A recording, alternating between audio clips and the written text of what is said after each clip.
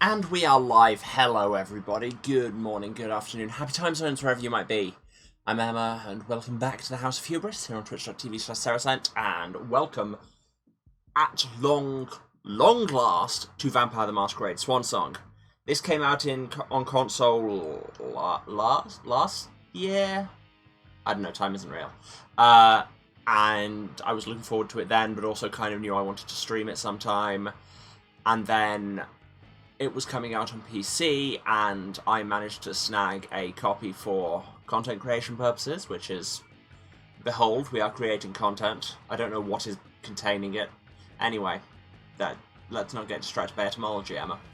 Yeah, but at the time, I was still running on the, cool original House of Hubris computer, which, it's good, but was not good enough to run this because this is on Unreal Engine, and Unreal Engine made my laptop just want to throw itself off a cliff.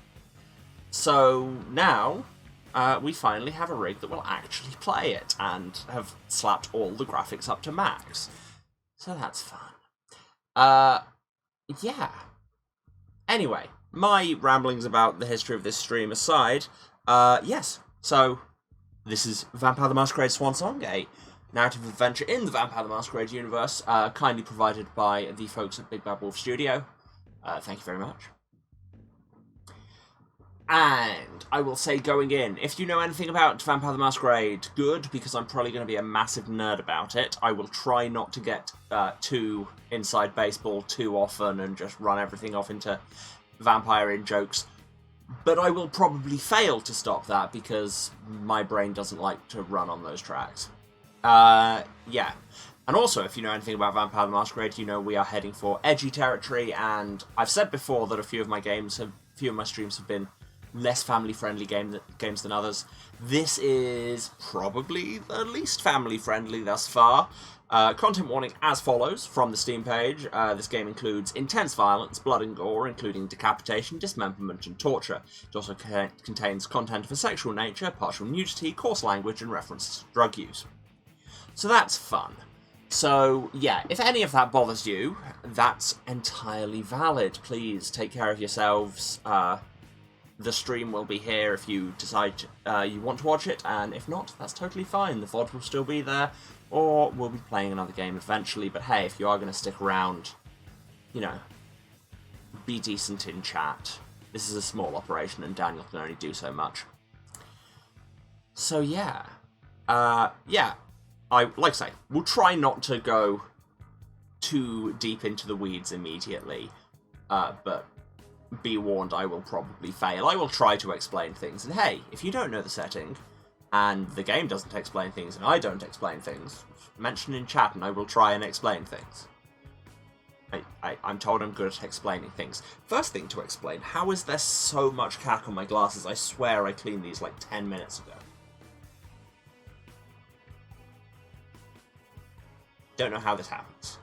I mean, how it happens, at least at the moment, is because everything is hot and therefore awful. Yes, I'm still complaining about the weather. Why would I stop? Anyway, shall I just get to the game? I think I should get to the game. New game. I've tried to do some sound balancing and such, but as ever, any problems, please let me know. Any problems with the graphics, at this point, I can't help you, because I did not make this game. Data from the save slot will be overwritten, but I don't care because that was literally just me, running the opening of the game. See if it worked. Spoiler, it worked. Prince's Quarters, September 4th, 2019, back in the old times, 11 PM, back in the late times, I guess. The Boston court is in turmoil, right? Okay, that's where we are. A code red alert has been issued, which means a major crisis has occurred. Leisha, and Galeb are summoned by the prince. And yes, I honestly know very little about this game other than what I've already said, so it's going to be a voyage of discovery for us all. Got what looks like a timeline there at the bottom for presumably Leisha, and Galeb. Okay. Vampires walk among us, doing their tasks. Unknowing, we've built their cities, fought their wars, and sated their capital H hunger. For centuries, these creatures have been organised into rival sects, the largest of which is the Camarilla. And we can argue about how you pronounce that word later. I don't normally say Camarilla, but I've decided to here because it's my stream. In its domains, Camarilla courts enforce the Masquerade, a global conspiracy hiding the existence of vampires from the mortal world. Should here be noted that other sects enforce the Masquerade as well, because it's common sense. Breaking the Masquerade is punishable by final death, and yet we will do it. Guaranteed. In Boston, vampire factions have long been at each other's throats. I mean, you could take vampire out of that sentence. After much conflict, Hazel Iverson, the new prince, has sealed a fragile pact with a group of blood sorcerers, known as the Hartford Chantry, because making a deal with a bunch of Tremere has never ended badly for anyone ever. Never. This alliance will not only provide stability to the domain, stability, that classic attribute of the Tremere, but will hand the prince the blood trade. The trafficking of blood and mortal victims that serves the needs of the vampire elite. Tonight, the undead will celebrate. Took me less than 60 seconds to comment on the Camarilla. That's what... Look, it was in the words on the screen. Anyway, Nacon, I guess. Presents, I guess. I'll just get this going. There, ready. We're all set. Don't think I can crank the subtitles any bigger, which is a bit of a shame, but... Tell me, what do you see? I don't know. I tell you what we see is a solid frame rate. Focus unlike on when I tried to play this before.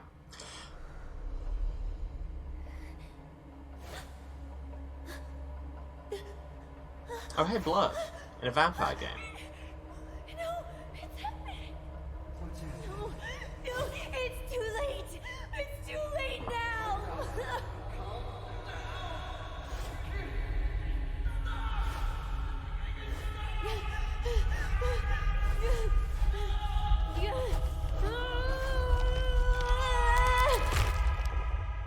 Gross noises. I think somebody just got head popped. They're coming. I mean, someone's always coming. Don't know what point I'm trying to make there, it just seemed like a pithy rejoinder. Not convinced it was. Anyway, here's Boston. I will try not to do a terrible Boston accent, but here we are. Got everything cranked up to max, still have weird texture pop in there. You'd love to see it, question mark. Anyway, here's Leisha, presumably. It's a look. Did you feel it too? And Halsey, you know. Take your stuff. We're getting out of here. Presumably not the same Halsey, because she's, you know, less of a small child working with vampires, to my knowledge. We've got a problem. Call them back.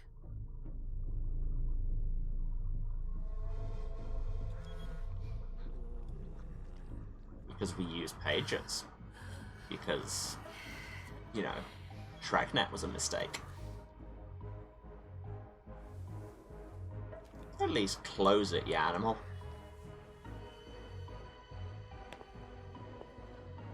What's going on? Ah, Xufeng off the magazine we just saw. We must go quickly. Okay, so we've just seen presumably Leisha and Galeb, two of the characters who were shouted out in that opening screen. Princess Quarters, 11 PM. We're very Come on. pretty. Damn it. Hurry up. Calm down. Maybe it has nothing to do with M.M. the Louis, party. You know full rebellious well star. I was in charge of it. If anything goes wrong, it's my head on the chopping block. Fuck. Damn it! It took Hazel months to convince the Hartford Chantry to ally themselves with us. So they finally accept, and then bam, a code red. There's never been a code red in Boston, damn it! This has gotta be bad, M.M. MM, okay, that's not how I was saying it. Yes, and you saw the rose symbol there, which, so, MM here is a Toreador, as if you couldn't tell by the random gold leaf applique.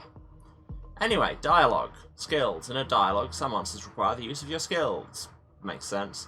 Skill is compared with that of your opponent. Higher rating wins. Using a skill consumes willpower. If your opponent wins, you will gain a few willpower at the end of the dialogue. Makes sense, because, you know, what is Vampire the Masquerade if not a game of inadvisably burning willpower points? I was really hoping this wouldn't happen after it happened when I ran a tech test on this, but in this, the first actual playable bit of the game, her braid is clipping through her own collarbone. Like, that's gone through her entire chest. Great. So, I could try Persuasion, but I have a 0% chance of success because I have a lower Persuasion than Journey. Or Psychology. I have more, so... And it will cost 3 willpower. Success, 100%. Love a automatic win. Okay, success from that 100%. It's not like you had anything to do with it. I'm sure... You don't get it. I was in charge of organizing the party. But security is Jara's problem, Yeah, normally. except Jara is a member of the Primogen.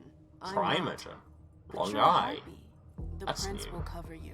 You know she's always looking for an excuse to take him down a notch. We'll see. Yes, court harpies have never been thrown When under the everyone's bus by a safe, we prince move in the on to history of the phase 2. Camarilla. We clean house. Sorry, I've gone... Jesus, the hair is attacking everyone. I am just immediately going into those vampire in-jokes I said I wasn't going to, aren't I? I don't know, what... Is that icon just kind of... I don't know. Let's see. Did you say this is the first Code Red in Boston? Ever since the fall of London, protocol is no longer a laughing matter. Whatever. They've been harping on that for 4 years now. They took away our internet access. Which is weird, Our given that the fall of smartphones. London was in, like, It's 2013. called risk mitigation, that's all. A code red is an alarm signal that's sent to everyone to say, watch out, we're all in danger. Got some very And interesting everyone mouth movements runs to going on shelter here. at the nearest safe house. For us, it's with the prince. It could have been worse. I'd have preferred worse. You're not even listening to me. Okay, so presumably that symbol is just kind of going back over things and not advancing the conversation. Why does it say my bitrate is unstable? Streamlabs doesn't think my bitrate is unstable. Twitch, get with the program. What do you mean by we clean house? Getting rid of our archives, our documents, anything that might betray our network and relationships. Just burn everything, see what happens. Okay, now we have to change the subject. What comes after phase 2? Phase Just 3, pray usually. that it never comes to that. That's- Come on, tell me. Come on, ma'am, that's... We leave Numbers. everything behind and we go into hiding, as far from here as we can. There's no way I'm leaving Boston. Everything I have is right here in the city. It took me years to build my clubs. I've worked too hard to give it up now. Atari here won't owning have a multiple choice. nightclubs. Revolutionary. I know you hate coming here. Are you gonna be alright? What do you think? I know how to behave, Jay.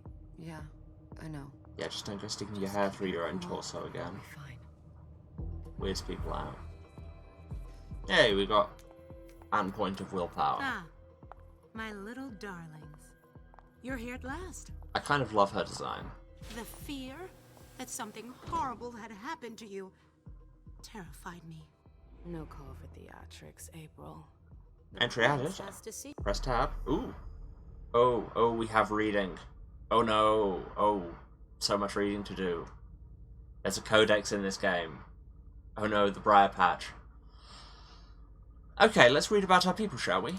Mem Louis, founder of the Black Rattlers. She's a Toreador, as you can tell from the everything about her. 12th gen, embraced in 1929, sired by Hilda McAndrews. Man of Bronze. Born in Harlem in 1901, MM grew up in a family of poor African-American performers. Her father, Mason, was a musician by night and window washer by day. Her mother, Clara, sang when she was not taking care of her 4 children. When he was drafted in 1917, MM's father enlisted in the 15th Regiment of the New York National Guard, the Harlem Hellfighters, and participated in the liberation of France.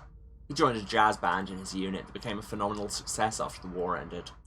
Pathé Studios had them record an album which would become the first jazz record to be played non-stop on French phonographs. That seems like a difficult thing to quantify. Following this success, Mason decided to bring his family to Paris and to make a living playing his music in the jazz clubs that were beginning to sprout up throughout the capital. Paris. Emma was 17 years old and was a dancer. She spent time with the elite who would come to listen to her father, and it took little time for her to get noticed. She discovered the Folies Bergère and their international shows. She auditioned for it and passed with flying colours. From odd jobs backstage to subbing in for other performers, she proved herself and became a headline act at just 21 years old. Her burlesque stripping act took... Why burlesque stripping? Not just that, that's just burlesque. It took Paris by storm, making her extremely popular. Emma began travelling through Europe, dancing to packed houses in the hottest cabarets. Emma was young, beautiful and radiant. Her life was the night as the champagne and money flowed. She was determined and alluring, the embodiment of a free and independent woman of the early 20th century. She had a fiery temperament that soon attracted the attention of Europe's divas. Divas, here, capital D, is one of the many slang terms used for toreadors. And hey, if you don't know vampire lore, toreadors are the clan of the pretty people and, you know, entertainers, artists, all that kind of thing. To die in your arms. December 1923. Also, Emma performed 8 times at the Vienna Carl Theatre. On the first night, she was introduced to Hilda McAndrews by the theatre director outside her dressing room. Emma was immediately captivated by this mysterious aristocrat who attended each of her performances. They spent the nights that followed in bars exchanging stories about their lives and their art, their passions and their struggles. Hilda was cultured, charismatic, and politically engaged in the suffragette movement and the women's artistic community. Emma, to her surprise, fell under her spell and gave in to this irresistible attraction. A passionate relationship formed right away between the two women, who became inseparable. Hilda confided in Emma and told her about her vampiric nature over the course of the next 3 years. For their love to endure, but also seduced by the promise of eternal youth, Emma asked to be sired right away. It would take yet another 3 years, however, before Hilda managed to get the local prince to agree to it.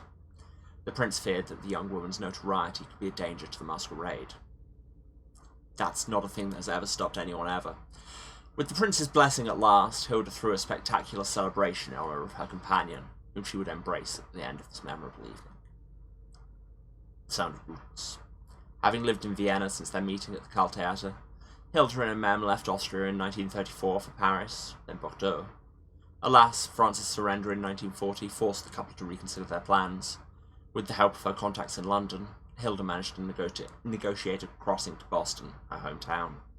Though hesitant at first, the city's Markavian prince, Quentin King, finally granted them asylum.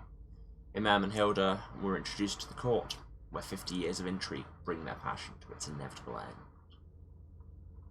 Yeah, politics would do that to you.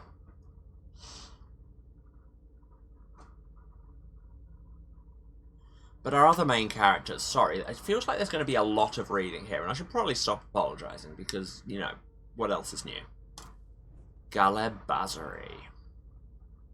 Ventru, embraced in 1745. 10th generation, sired by Jean-Baptiste Tavernier, and has in turn sired Beryl Underwood. The Imperial Throne. In 1710, in Constantinople, okay, good, I was thinking that looked like a Turkish name. Mihir Shah, the King's Light, gave birth to Shehzade Suleiman, her firstborn son.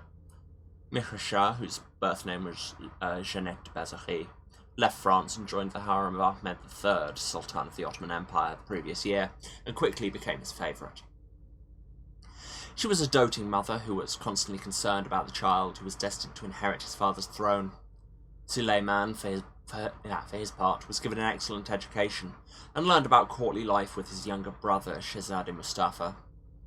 The two brothers had very different personalities. While Suleiman was quiet, stubborn and adventurous, Mustafa was more versatile and fearful. Also, I don't speak Turkish or Arabic, so apologies. In 1730, their father, Ahmed III, became unpopular, and the Janissaries revolted against him and forced him to abdicate in favour of his nephew. From that moment on, the seething Suleiman began plotting revenge in the long term to restore his father to the throne. Although he was aware of the problems this would cause, he felt that the only thing to do was put the rightful ruler back on his throne, and that's how you become a Ventru. His mother, having heard of this, made him promise to give up his plan and disappear before the Janissaries could kill him. She convinced him to leave for the west by faking his death. Suleiman secretly set sail, that's really hard to say, one night in 1732. Mihrashad died a few weeks later out of grief over the loss of her son, it was said. However, the truth was quite different. Having caught wind of her betrayal, the Janissaries murdered her. Historically, that happened. New life. The boat that belonged to Jeannette de Bazoury's family took Suleiman to the port of Antwerp, where in homage to his mother he called himself Caleb Bazoury. He was adopted by a family of diamond merchants, lots of those in Antwerp, who traded between Europe and the New World, and whose newfound fortune grew rapidly. Under their guidance, Caleb sailed the oceans in search of new business ventures. He honed his knowledge of astronomy and mathematics, forged relationships around the globe, and used the opportunity to weave an impressive web of influence. His business dealings brought him into contact with aristocrats, whose conventions he mastered, as well as drunken sailors with whom he learned to manage. Out of necessity, he became a leader. His natural authority and his ability to adapt won him respect. Little by little, his life on the deck of the ship became his only source of pleasure. He never set foot in his native land again. It was through sailors that he learned of his mother's death, followed by that of his father, and finally his brother Mustafa III's ascension to the throne. A throne that could have been his, a family that he could have saved. No matter how far he sailed, these thoughts were always with him. The embrace. Jesus God, there's a lot of text in this. Hope everybody was tuning in just for me to read a book. During a stop in Cadiz in 1740, he met Jean-Baptiste Tavernier, a renowned French explorer and merchant who had supposedly died in Moscow in 1689. In reality, he was a Ventru, seeking to expand his control of the diamond trade at all costs. Again, for those of you who don't know the law, Ventru are the vampire clan of kings, leaders, businessmen. I'm not going to say arseholes, but... I mean, they're all arseholes, they're vampires. The collaboration between the two men proves to be fruitful, even beyond Tavernier's expectations. Bazoury's effectiveness and his discretion delighted him. In the space of a few years, their professional dealings were enriched by secrets, and the young sailor saw in his mentor the father figure that he had never really had. One calm night, after a particularly turbulent Atlantic crossing, Caleb opened up to Tavernier a bit more and told him about his background. Tavernier understood what appealed to him about this young sailor. His nobility, which, although hidden, naturally emanated from him. A thought came to Tavernier, who had never sired anyone before. He began to treat Caleb like a true member of his family, and spoke to him about the occult to gauge his reaction. Then came the thorny issue of revealing his true nature. Tavernier portrayed the embrace as a gift. It didn't take much to convince the young sailor of the value of agelessness. Caleb accepted. His embrace was painful, bitter. It took him several days to be able to tolerate the beast that would now gnaw at him for all eternity. Hydrate, good point.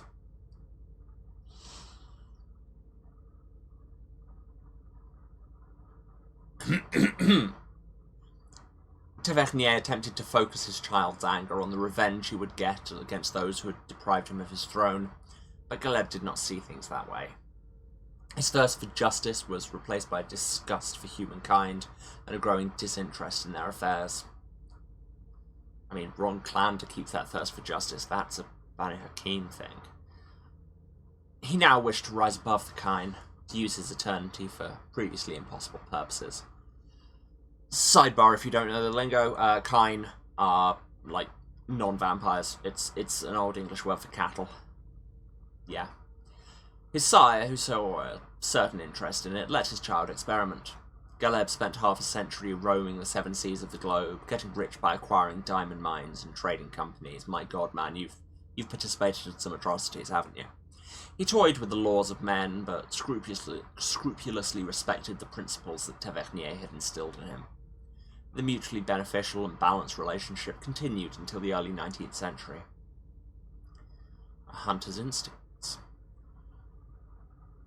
Under the pretext of wanting to share his love of nature and the great outdoors with Caleb, Jean-Baptiste invited him to go to the Mauricie region and to meet an old acquaintance of his, the explorer Toussaint Charbonneau. The Gangrel chose to establish his den in the heart of the forest and lived like an animal. Gangrel are the clan of... their whole thing is, like, connecting with the beast both within and without. Kind of being with nature and... yeah, that kind of thing. Despite his sire's instructions, Galeb had difficulty finding Charbonneau. After a physical encounter, the trapper understood why Tavernier had sent him this venture, so he attempted to share his connection to the animal world with him, as he had done with his sire before him. While Galeb was not interested in his ability to communicate with animals, we're just discipline trading. Technically not the done thing, the thing everybody does. His talent at tracking prey seemed more worthy of a kindred. It even proved to be necessary in the midst of this forest for a palate as refined as his, sorry, that's the phrasing of this, which would not be satisfied with just any kind of blood. With practice, Galeb was able to track down his prey on his own. Charbonneau even trained him to differentiate the essence of a mortal from that of a kindred, means vampire, or even from that of a lupine, means werewolf. We've got to use different words for everything just so that you know we're special. The onset of the winter season forced the men to part ways, Charbonneau heading back to the Pacific, Bazary returning to civilization with a new skill. Although he'd never reveal this to his sire, he was thankful to him for having given him this opportunity. Settling down in Boston to find my wooden leg. In 1806, with the Napoleonic Wars tearing Europe apart, Galeb met James Underwood, who, through the Sugar Trust, controlled the refined sugar trade, just in case you wanted more atrocities to be doing. With the United States under an embargo, Underwood's business was failing. Galeb mustered all his knowledge to organise a large-scale smuggling operation, amassing a small fortune in the process. Underwood and Bazary formed a close friendship. Beryl Underwood was born in 1807 and inherited the business from his father, James. When he died in 1833, didn't think Beryl would be a man's name. Okay, yep, just never seen it like that. Galeb knew Beryl as he had watched him grow up. The 26-year-old heir asked the man he viewed as his mentor to stay with him and help him, and Galeb agreed for several reasons. His respect for this business-minded mortal whom he deemed worthy of his interest, his honour that urged him not to abandon the relationship he had with James, and the profits he could make. He felt that his future lay in the New World, and that it was better to settle there as soon as possible. It was with the agreement of his sire that he moved to Boston for good. Tavernier sensed that Galeb had made great progress, and it was clear that the student had surpassed the master. Darth Vader voice. He felt a kind of pride in this. While keeping his distance, he remained in regular contact with his child, treating him as an equal. It was on Galeb's advice that he moved to South Africa to set up new diamond mines and do more atrocities. The child. Beryl Underwood exceeded Galeb's expectations. He was more talented than his father, and the venture had something to do with it. Sure he did. But a vampire cannot become involved with a mortal over the long term without compromising their identity. Over the years, Beryl's doubts led him to question Galeb, who gave him a frank answer. He admitted his monstrous nature to him. This was far from repellent to Beryl, who became more determined and asked Galeb to give him the embrace. TF'd up. Galeb had never thought of siring a child himself, so he put off the decision, and did not accept until 1869, which would mean more if we'd been told what year the rest of this paragraph happened in. Beryl's embrace was quick. He immediately felt empowered, his ambition knew no bounds, and he sought to enrich himself by any means necessary, venture am I right.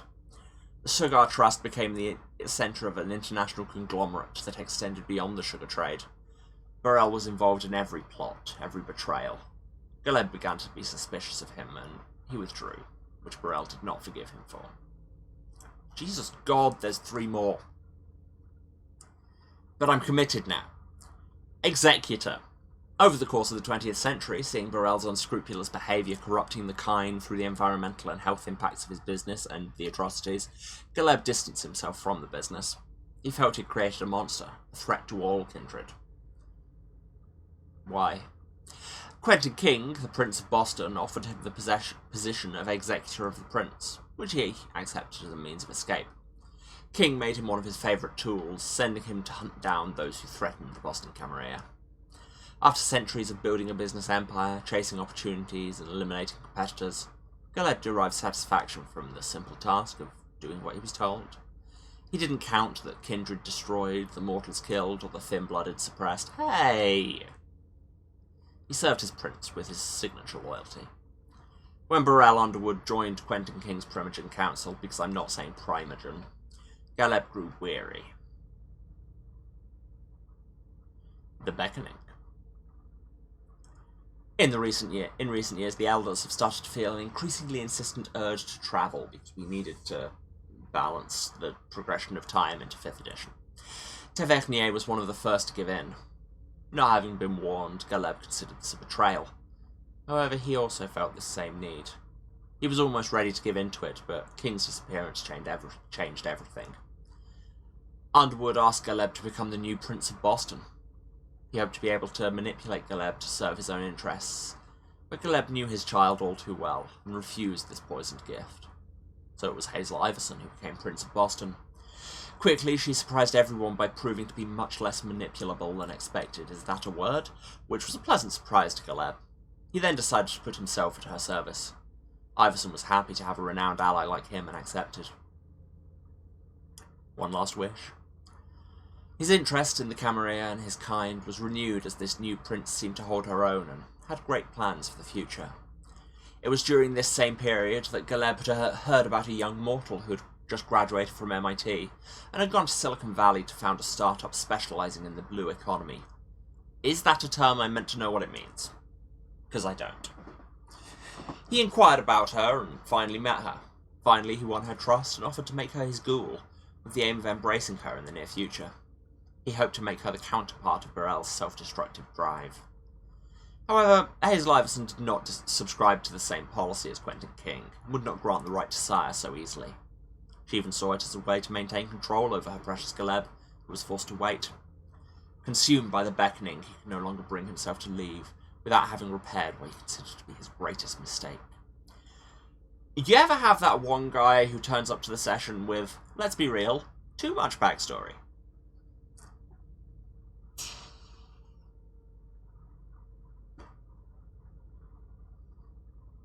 But hey, we have another person. Leisha, no last name. Also, much less text. Malkavian, and thus, the best. 12th Gen, embraced in 1939. That which remains. Leisha's story is nothing more than a collection of fragments due to her memory impairment. She remembers that she's from France, near Lyon. So these are all kind of French extraction, interesting. And that Dr. Richard Dunham is her psychiatrist, as he has always been. She knows that he saved them from the war in 1939, both her and her daughter Halsey. He made it possible for them to join the Boston court, held at the time by Quentin King, a child of Malkav like them. The rest is nothing but light and shadow. Leisha knows the names and sometimes even the stories of those around her without knowing exactly how or why. She remembers Quentin King, the previous prince, and his legendary obsessions, and more recently, Hazel, the first year of her rise to power. Leisha remembers her warmly and fondly, despite only knowing her for a single year, before leaving to be put into slumber at the Malkav Institute of Boston. Is okay. Okay, Boston. As prescribed by Dr. Dunham. Leisha suffers from sudden visions where the present moment and possible futures bleed into one another. She fights her gift in order to be fit to take care of Halsey. However, this does not serve the prince's plans, as Hazel views this power as a way to master fate and bolster her ambitions. And yeah, again, for those who don't know the clans, Malkavians they're the clan of seers, oracles, those who know and feel too much, often just typified as the clan of madness, but there's more to it than that. That, you know, isn't weird and kind of fetishistic.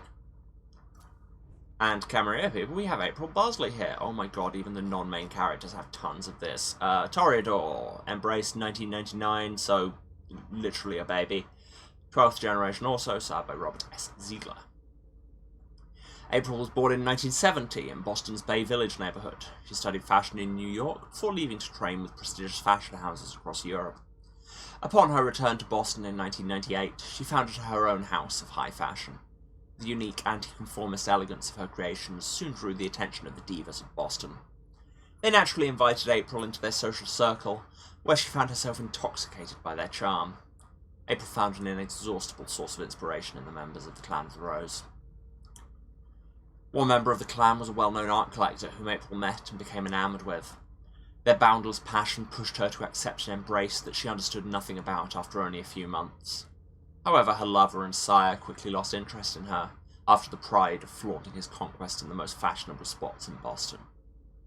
The first years of April's own life were spent alone, in solitude. She found refuge and support in one of the Mem's clubs, where she learned all about her new nature and the history of the kindred. There she met souls who were worn out by their mad hopes and suffering. It was in this club that she first met Hazel Iverson, a kindred whose embrace and abandonment by her sire reminded April of her own circumstances. April admired Hazel for the way she was able to turn the situation to her advantage.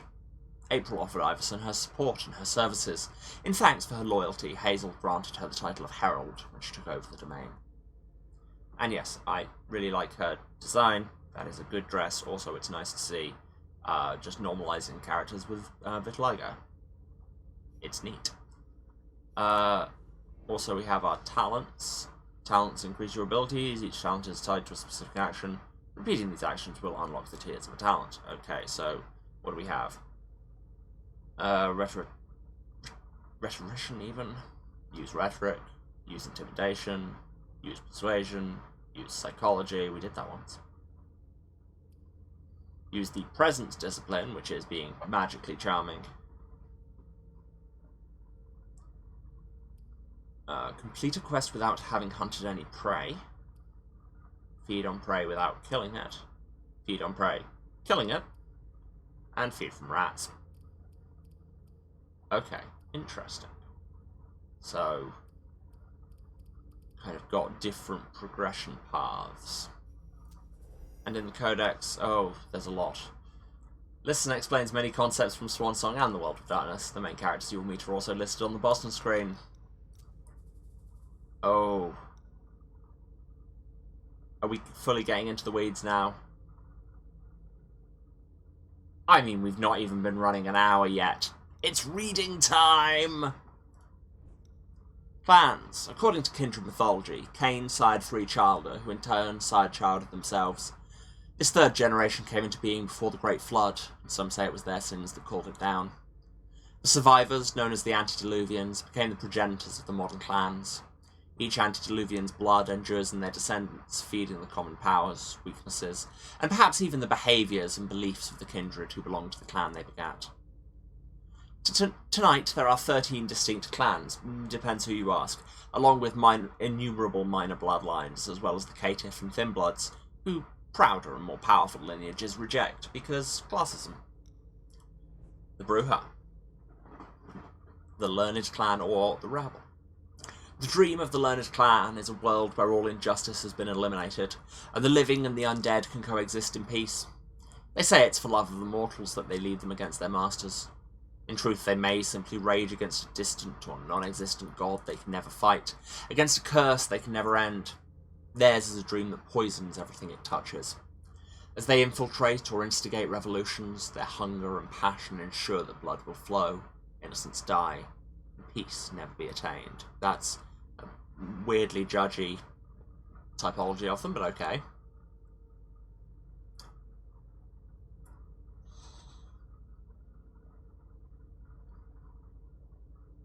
Clan Bruja have always embraced from the ranks of those sympathetic to counterculture and revolution. They seek out allies who question normative ideas, and recognizing the fire of the oppressed, they gravitate toward the underdog. Common perception place punks, gang members, maladjusted immigrants rejected by the society that should protect them, and placard-carrying and Molotov-wielding rioters among the Bruja. And often they're correct.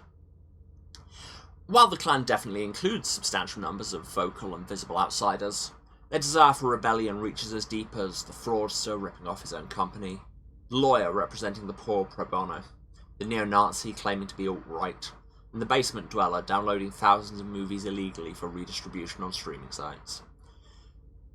fledglings embrace to fight and protest are commonly known as rabble. The Brujah can be passionate fighters, but also critical thinkers. The clan activists are often very different from the clan theorists. On many occasions, the latter are embraced from former gender studies or sociology students, those who've survived near-death experiences, and people who've in other ways suffered and endured great personal loss. The philosophical Brujah, known as Hellenes because everybody wants to believe they're in ancient Greece, believe the best method of dismantling the establishment is to understand the social and cultural systems that allow it to exist in the first place. Back in time for clan review. Yeah, well, school is clearly in session here. Also, Thin Bloods don't get their own entry, and I'm sad because things keep referencing them, honestly. And yes, the Brujah symbol is that upside down anarchy symbol because subtlety is overrated. Caitiffs. Or the clanless, or orphans. Not all kindred Good start. Not all kindred inherit the curse of one of the 13. Some don't care what their lineage is. Certain bloodlines of kindred have always been clanless, and sometimes children of the clans are just born different. They're often discarded, exiled, or choose to distance themselves from the clans that despise them. Pure vampires, the caitiff make up for what they lose in respect and pedigree by flexible blood and the absence of a crippling bane.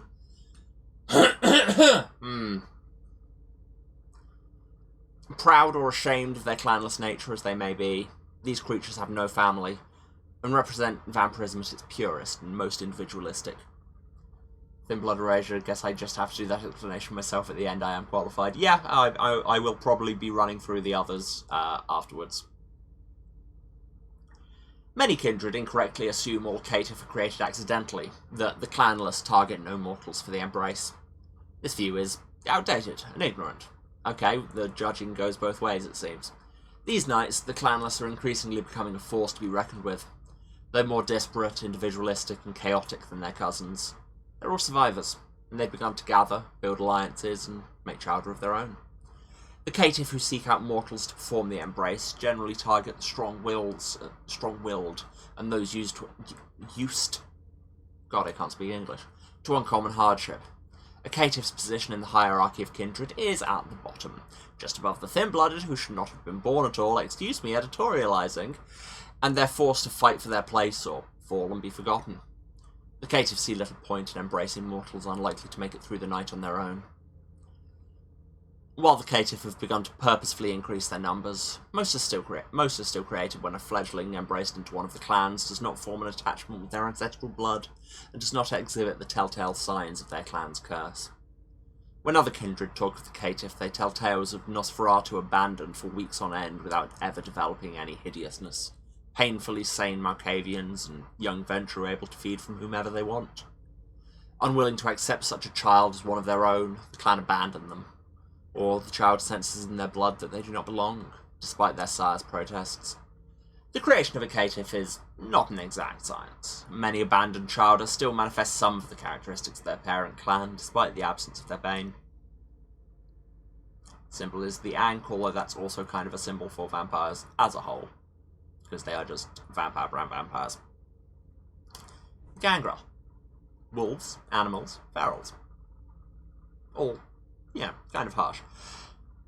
A hunger older than mankind burns inside the wolves, when other kindred curse their appetites and choose the gilded cage of the city and the leash of social hierarchy. The wolves accept beasts as a part of themselves and run free. Crossing borders between species, nations, and domains with the ease of perfect predators, they belong to the wild, and the wild belongs to them. To think of them as noble savages is perilous because that whole trope is rooted in racism, so stop. As the animals have little respect for the arrogance of civilization, and only the strongest survive their bloody hunts and savage initiations. Trading stories of war and the secret histories of their kind around campfires lit with the bones of the oppressors, how well do those burn? They've turned their backs on the Camarilla, and fight tooth and claw to escape the endless plots of their fellow kindred. Clan Gangrel are outcasts, wanderers, rogues, and hunters. They make havens in the poorest parts of the city, and feel no shame for doing so. They claim few domains as their own, but defer to no prince. That varies.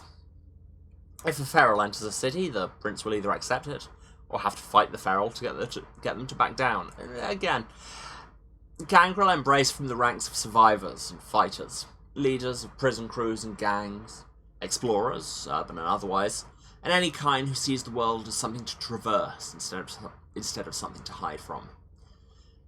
They care not for looks or title, but for accomplishment and reputation.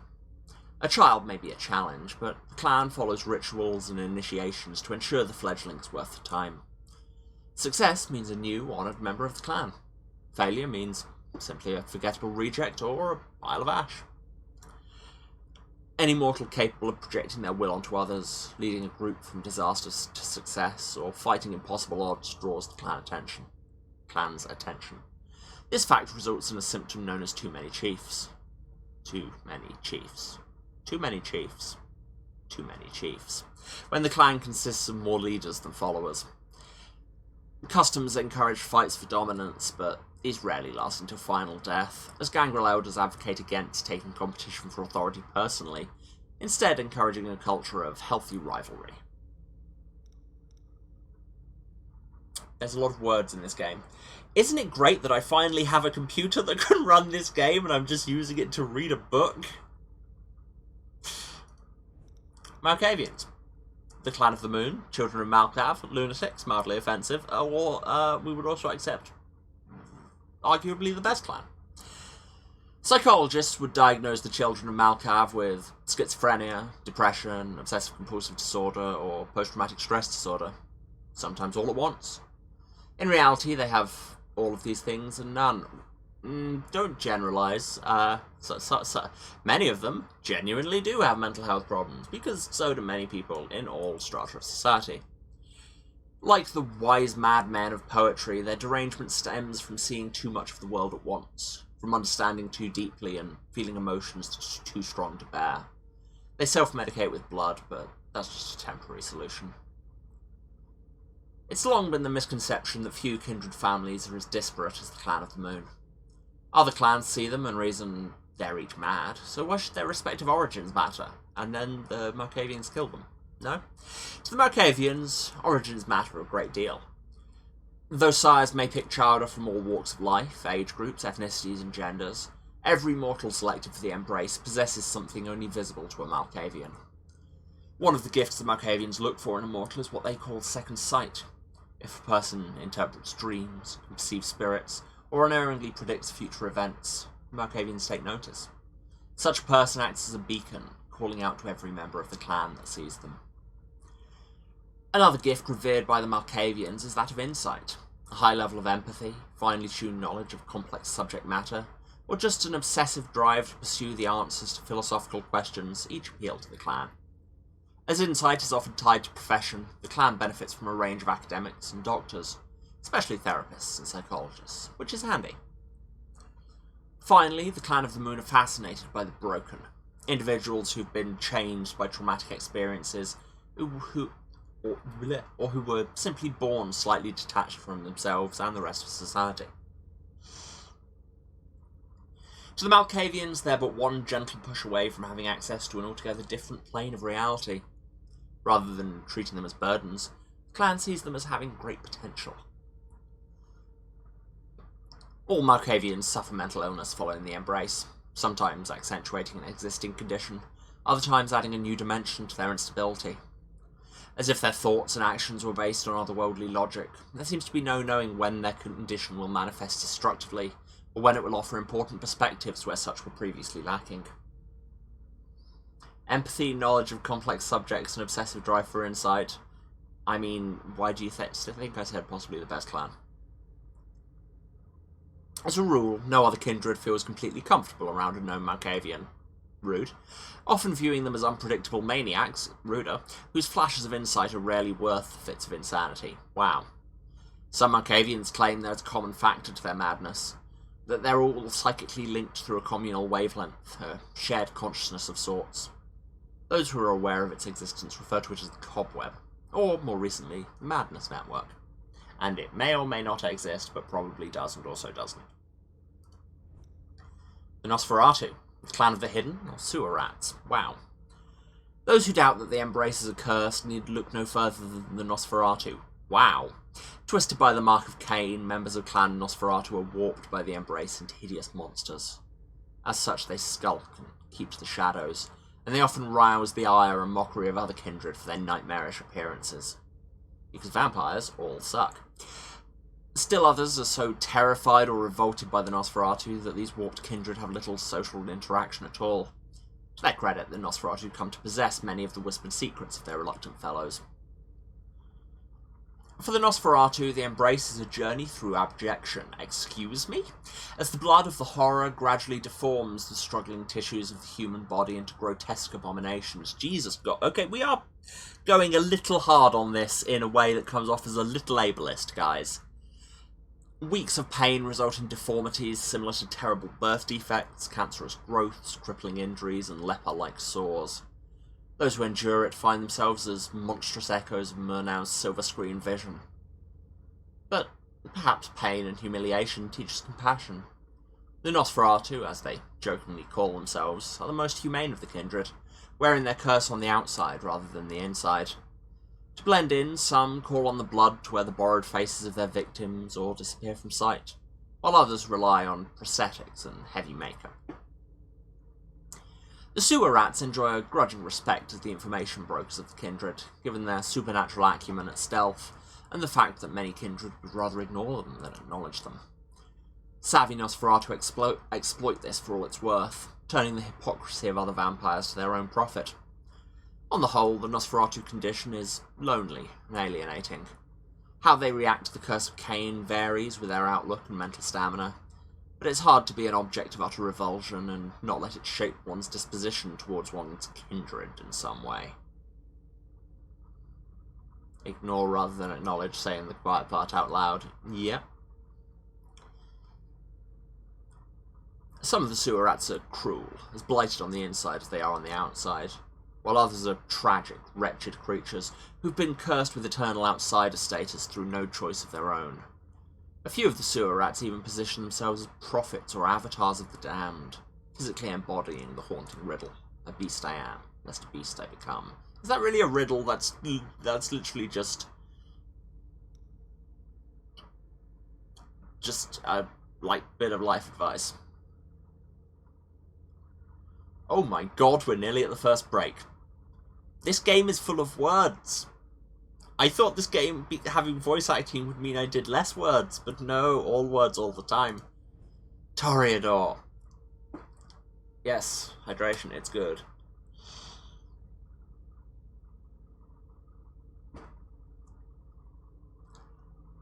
Toreador, the Clan of the Rose, or Divas. Cursed by their unbridled sensuality, the Divas are obsessed by aesthetic perfection. A fashion model overdosing on a bad batch of heroin. A video of a perfectly executed beheading, the dazed eyes of a child who's seen too much, or the reflection of the moon in a pool of blood. These are the kind of things that make a Toreador lose themselves. They say the first diva finally died in front of their looking glass, unable to tear their gaze away from the image of their face, touched by the reflected dawn. But to dismiss the Toreador as wanton perverts or shallow artists is the last mistake a kindred will ever make. No, because they'll be like, excuse me, we're not just wanton perverts and shallow artists, we're other things as well. Beauty is power, and love can make anyone do just about anything. And that is the promise of the Toreador. They can make even the dead feel something raw, something real. Clan Toreador has ever preached selectiveness in its rituals of the Embrace. The clan elders stress time and again that the clan requires pioneers among the arts and every kind of avant-garde. Apologies. The clan is at its strongest when comprised of the freshest thinkers and those who desire experimentation and aesthetic discovery. For this reason, many Toreador emerge from the ranks of accomplished artists, both new and faded. But not all artists need wield a brush. To the Toreador, art encompasses all forms of entertainment and stimulation. The clan courts the greatest actors, singers, writers, dancers, and even sex workers, if the degenerates believe such mortals will offer something new to their clan.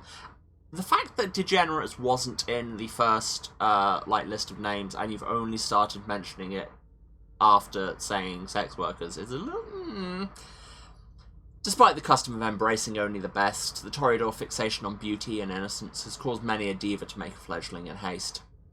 Many a moonlit night, new clan members have emerged as shallow hedonists, one-hit wonders, or just a stunning body with nothing else to offer. That's what they call me. The greatest mistakes are erased and forgotten. Still, the clan is diverse, its members considering the ensemble as a kaleidoscope of talent and beauty. And with that, we haven't even finished the clan roundup, but I do actually need to take a break because Twitch will want me to run some ads. Okay. Please let these run if you can. I need to go and get some more water because woof, and also stretch my legs and get out of this incredibly hot room for a few minutes. So yeah, you'll go and do the self-care things as well. Go and, you know, have a drink, have a snack, get up and move around. Take your meds if you need to. This is a reminder. And, you know, go and say hi to a person. And, yeah. I will be back in a few minutes. Let the ads run if you can. And, yeah. See you in a few. And we're back. Hello again, everyone. It's 33 degrees. I'm dying and we're learning about vampires. And eventually, once we finish reading all of this, we'll get back to the game. The Tremere. Everybody's favourite, right? Usurpers or warlocks. A hermetic mage in 8th century Romania, Tremere was the leader of a cabal of magic users, rightfully feared for their obsession with knowledge and power. Able to prolong his life unnaturally for centuries, his powers eventually lessened, and his grip on youth became shaky. Unable or unwilling to accept his own mortality, Tremere cast his eyes on the hallowed secret of immortality. In his greed, the mage instigated the most terrifying magical experiments ever conducted, damning himself and his followers to a hell of their own making. Thousands of mortals were murdered, and hundreds of kindred vivisected and drained in ritual circles, before Tremere and his cultists thought they'd found the elixir of life. How surprised they were to have discovered the curse of Cain. Terrified, they died and woke again to an eternity of unlife and hunger, cut off from their craft. In a mockery of their former magical rituals, now only fresh blood allows the Tremere to cast their thaumaturgic spells to twist reality. Also, like, it's saying terrifying rituals and killed lots of people and vivisection and all of that. Didn't mention ate an antediluvian, but, you know.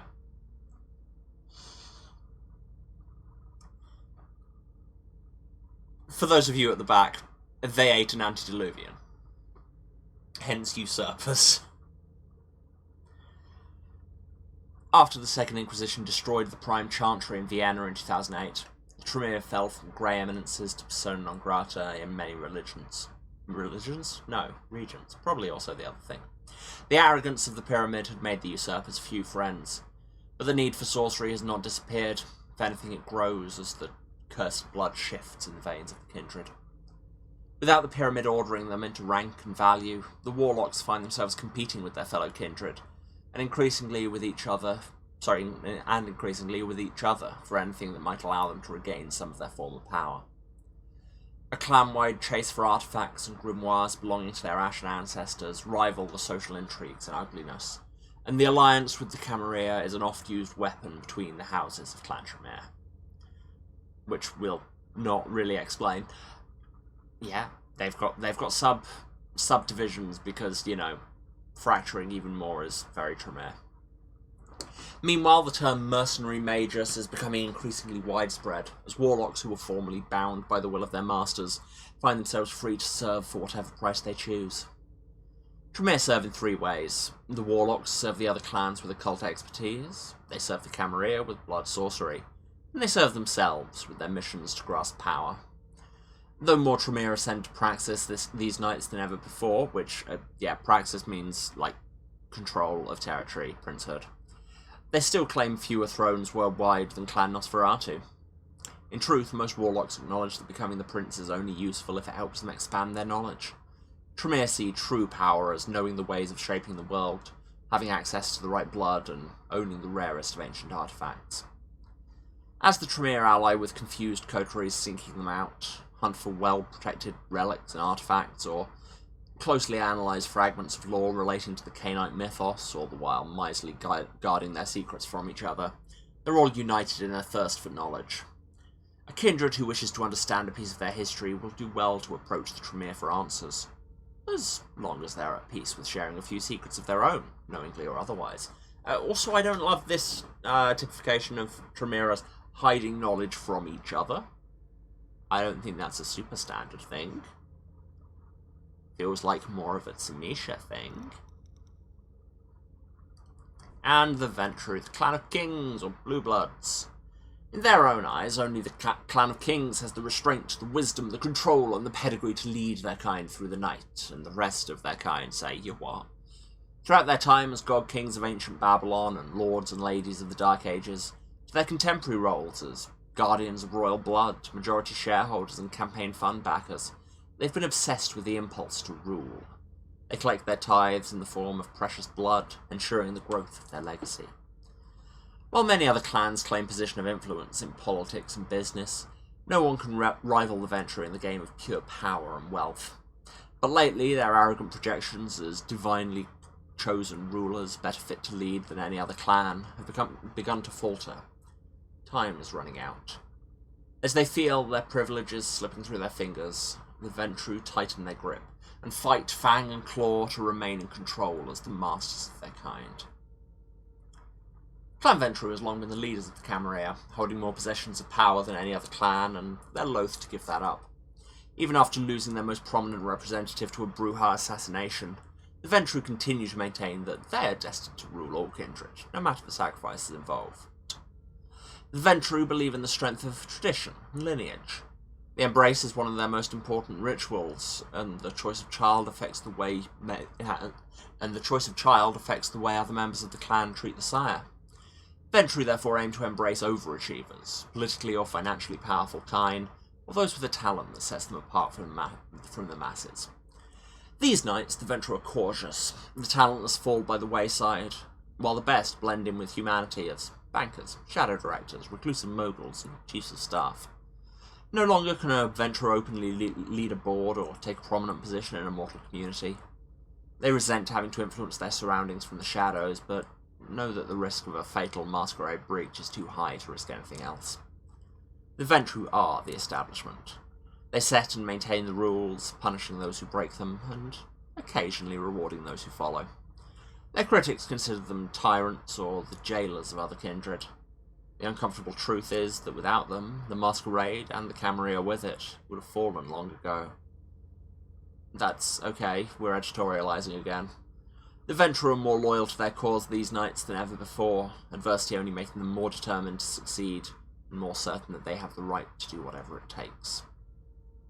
Also available, we have a quick rundown off the top of my head. Thin Bloods, who are possibly harbingers of the apocalypse, but actually just vampires whose blood has not manifested as classically vampirely as all the other clans, and are now like outcasts, but also growing in number and the best.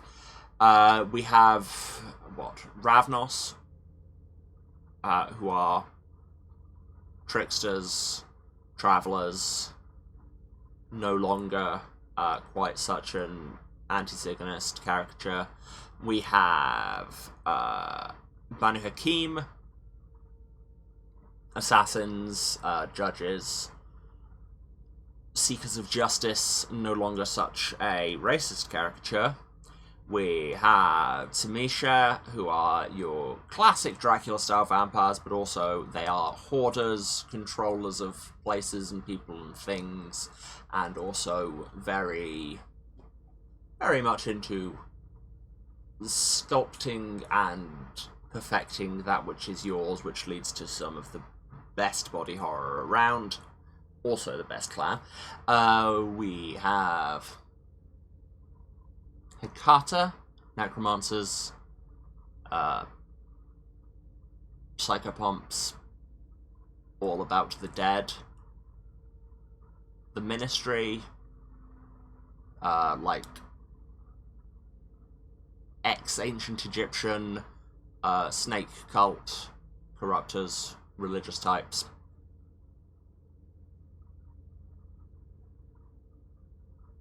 and Salubri, who have 3 eyes and are, you know, very rare on account of being delicious. That is not me riffing, that is literally their canonical curse, is that their blood is delicious, and that's the Antediluvian, the Tremere. Oh, and the La Sombra, I forgot them, because, you know, obvious reasons. La Sombra, who are, like, cult leaders, controllers of shadows. They're the bishops to the Ventruse kings. That kind of thing. Yes, and also La Sombra, their whole curse is that their existence messes with technology. So they are very much the sea buns of the vampire world. And any other clan was not important enough for me to remember. Just, I'm going to start firing shots at random. But hey, we also have sects to talk about. Let's talk about sects.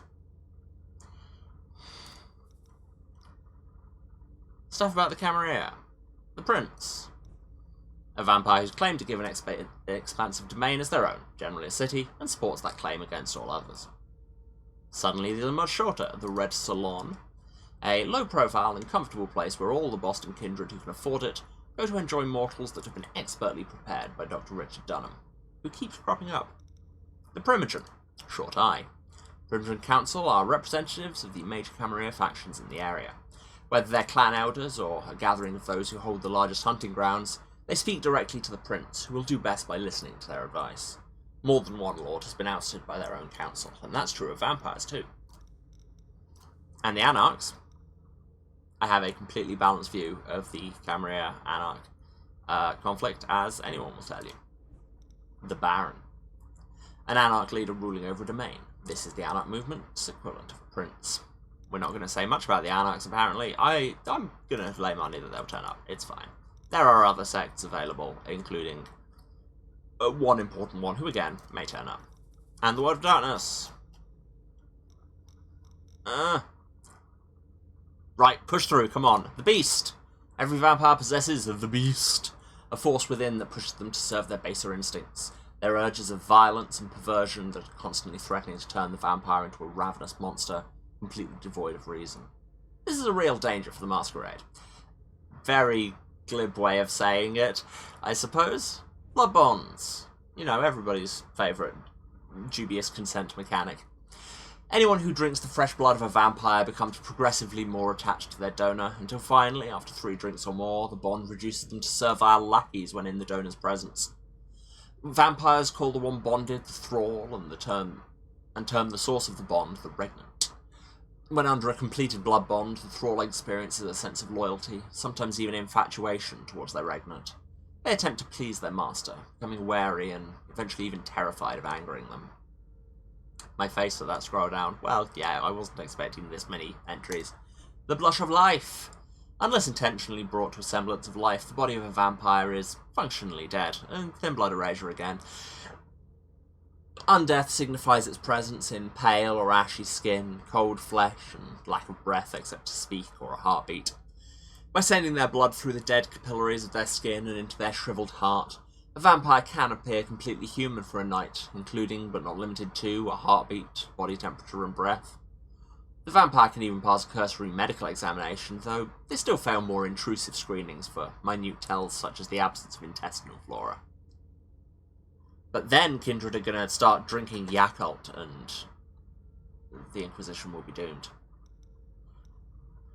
Note to self, this is a really stupid plot hook. Maybe use? ? Or, aka, Blush of Life, the mechanic your players will forget to use until you teach them how consequences work. Vessels is a vulgar term for donors. A source of blood, vessels or donors, which is vulgar. This could be more clear. A source of blood for sustenance or pleasure, primarily mortal, because I would say both of those terms perfectly fine. Coterie, small group of kindred united by the need for support and sometimes common interests. Diablerie, or archaically the Amaranth, an act reviled by most vampires and yet eternally popular. Diablerie involves drinking another vampire dry, ingesting not only their blood but their very essence. Vampires with a religious bent speak of consuming the victim's very soul, and those who can sense auras can clearly see the stains afflicting the perpetrator. But you do get some fun things out of it. Embrace, the act of transforming a mortal into a vampire, and also a band who released one good song. The embrace requires the vampire to drain her victim and then replace that victim's blood with a bit of her own. Maybe not drain, mostly drain. Final death does what it says on the tin. Though no longer mortal, vampires still face the possibility of final death. A vampire who dies once again is said to have suffered the final death, because we really hope that there's not another one after that. In addition to fire, sunlight, and decapitation, vampire flesh cannot withstand endless traumatic force. Enough bullets can drive them into torpor. Once in torpor, the vampire becomes a helpless target for their foes. Generation.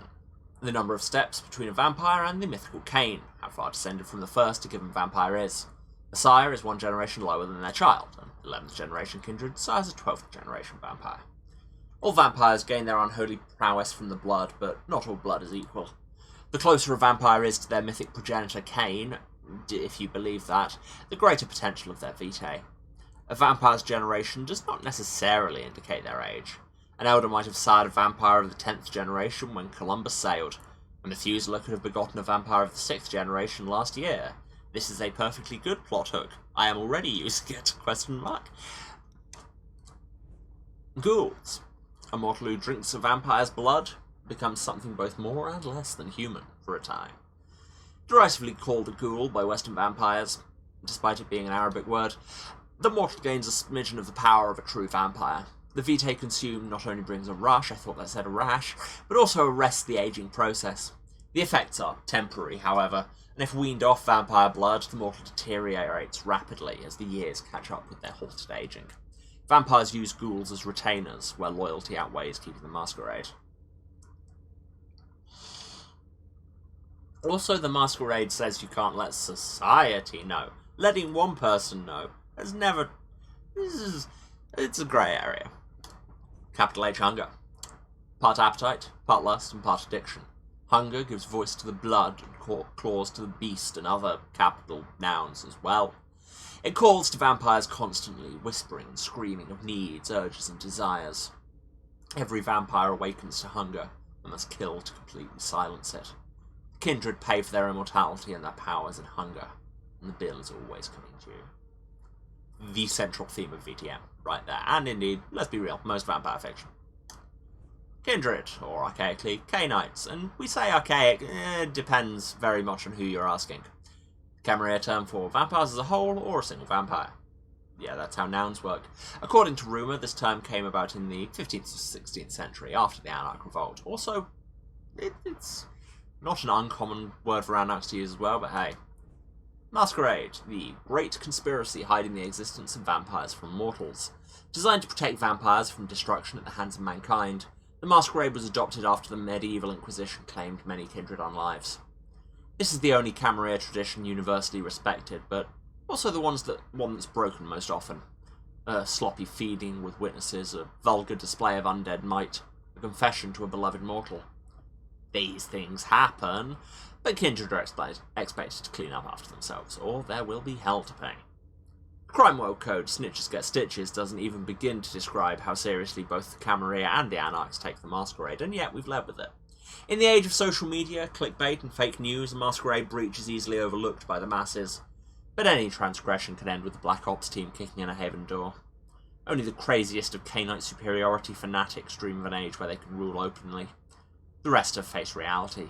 The undead fare better as parasitic powers behind the throne than as great predators or infernal lords of human dominions. The Hartford Chantry. While New England certainly isn't lacking in vampire strongholds, the Hartford Chantry is the most famous Tremere haven. A direct rival to the Salem Chantry, Hartford has held its own for several centuries, during which it was subject to infighting, enemy attacks, and turf wars because of the Tremere.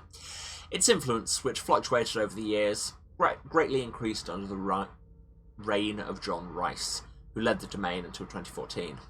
His successor, Deneb Osborne, great name, seems intent on maintaining this same momentum in the years to come, as demonstrated by the recent détente between Hartford and Boston. This is really the best thing about playing ageless entities growing up in, like, mature but also maturing in a non-human society, is that you can just take cool names from anywhere and any time, and they fit. So hey, do that. Retainers, a mortal in the service of a vampire, commonly a ghoul. The terms are usually interchangeable, with retainer being the polite choice. Also, supersets and subsets, like not all retainers are ghouls. And the Institute in Fallout 4. No, different institute. Okay. Kindred must blend in among the mortal masses. Some Malkavians believe they need to be treated in order to do this, by reducing the delusions that make them stand out. The previous Prince of Boston, Quentin King, created an asylum where members of his clan could seek treatment. The Institute. And with that, as far as I'm aware, we've read what we currently have available. Ha ha ha ha ha! It only took us an hour and a bloody half. Well, more like an hour and 20. But anyway. Stretch, good point. Yes, thank you for the reminders. Hoobda, apparently. And truly did we all say Hoobda.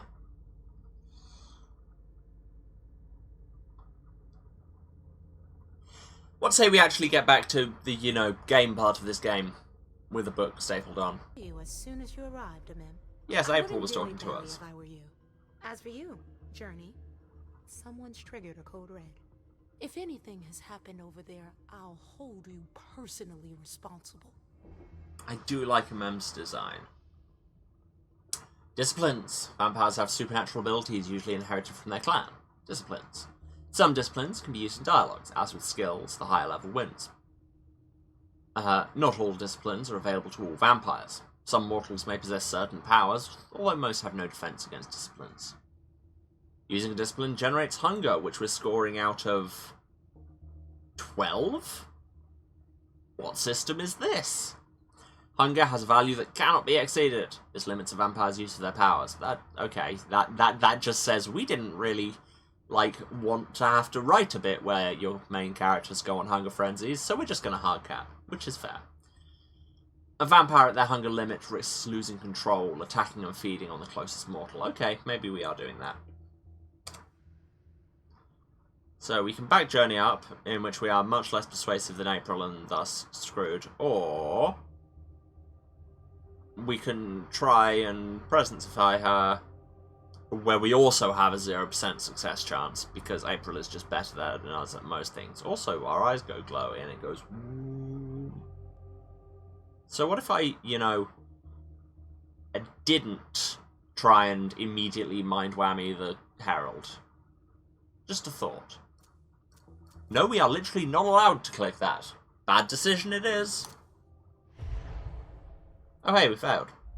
Back in the day, nobody could bat an eyelash without you knowing about it. You must know exactly what Jay is being blamed for, don't you? Mem. My dear Mem. I adore you. Really, I do. But darling, please. You're way out of your league here. This alliance with the Hartford Chantry is crucial. Find out more. Princess on edge. Oh no. I read this already. Why are you telling me to find out more about the thing I already read, game? I just spent an hour and a half reading your book. Don't tell me to read it again when I've already read it. Through to anyone over there. What does this have to do with Jay? She was in charge of the whole thing, for goodness sake. Trait Listen, gained. Put in her place. From now on, I don't want to hear another word out of either of you. Press tab didn't do Prince is anything. Furious. Journey, you're coming with me. I don't see why. And as for you, Hazel wants to see you. Right now.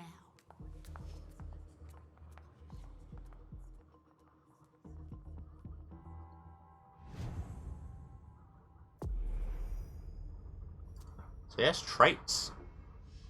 Traits are positive or negative effects that influence the abilities of the character in question.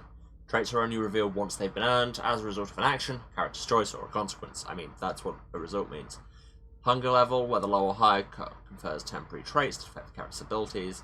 As it rises, the suspicion rating creates more negative traits. You're an unreliable agent. Your actions draw too much attention to yourself and others. Or are you just inept? Always possible. You won't impress any of your peers with a reputation like this. It's for keeping a low profile with mortals. And we are hungry, the beast is near, so we're going to be better at intimidation, worse at psychology. And we've been put in our place, so -10 to the next experience cost for the mental attribute. MM has encountered others more powerful than her for now. Something to strengthen her mind for future challenges. Interesting. There are systems at play here that we will be able to see now that we've actually, started to play the game.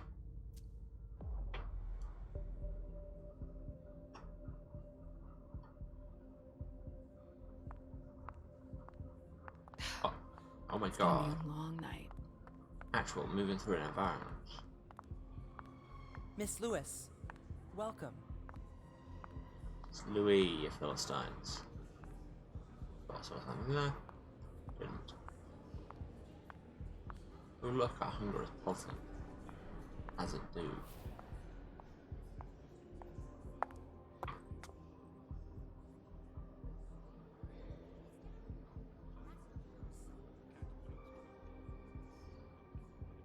So about that whole Blush of Life thing.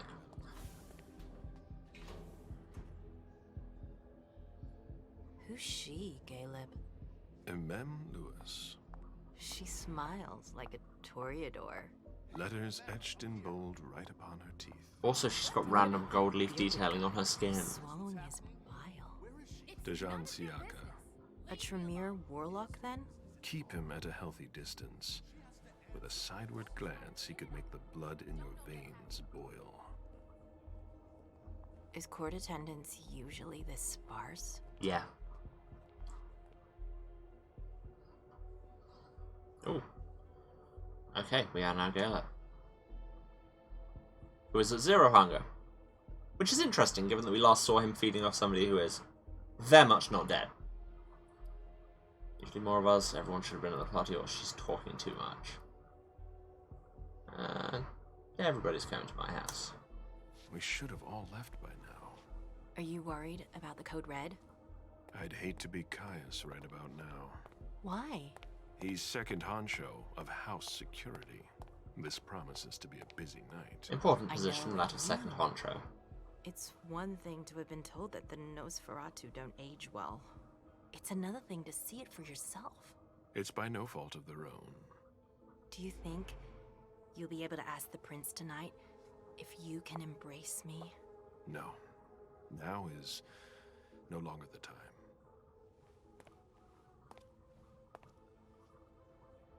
And he is your child? Mr. Beryl Underwood. He's just also aged very badly.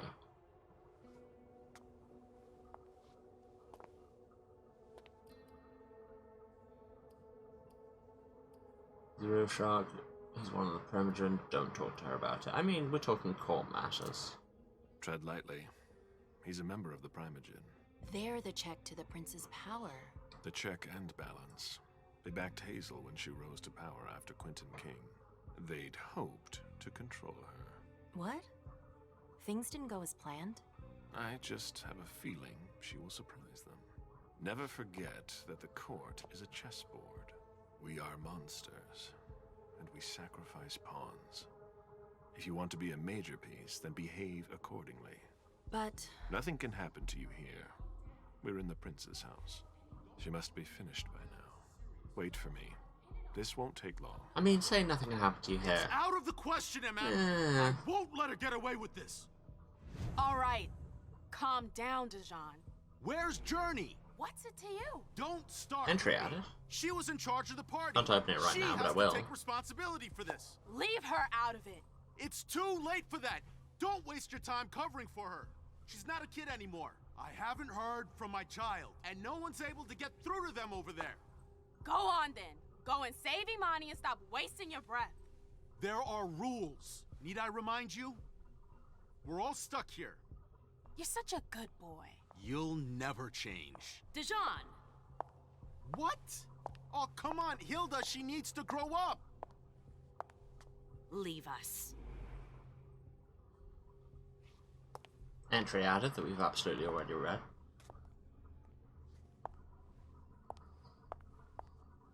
Yeah, Tremere in cargo shorts is a I nice don't need your help. vibe. Mem, please. Stop calling me that. I was worried about you. You still haven't moved on, have you? You're always getting in my way. Lower your voice. People are staring. Dialogue. Focus. Focus allows you to temporarily increase a skill. Why don't we just call it Blood Surge, given that that's the mechanic you're using? The more you increase your focus, the more the willpower cost increases. To be focused, a skill must have 1 point. Disciplines and knowledge cannot be focused. So focus is mass wheel.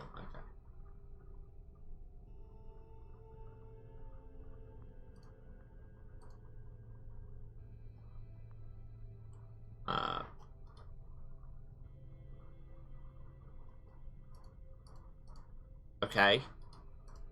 Okay. Please go away. Tooltip, you're telling me how to focus, now let me actually do it.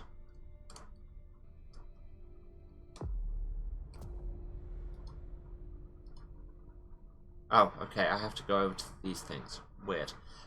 So I'm very outclassed in intimidation and also can't force it because I don't have any, but if I focus my rhetoric. If the skill or discipline levels are the same, the outcome is uncertain. Chance of victory can be influenced by a number of bonuses or penalties as well as spending XP. Or I can just boost it even further and automatically win over my ex. I feel, you know, let's prove a point.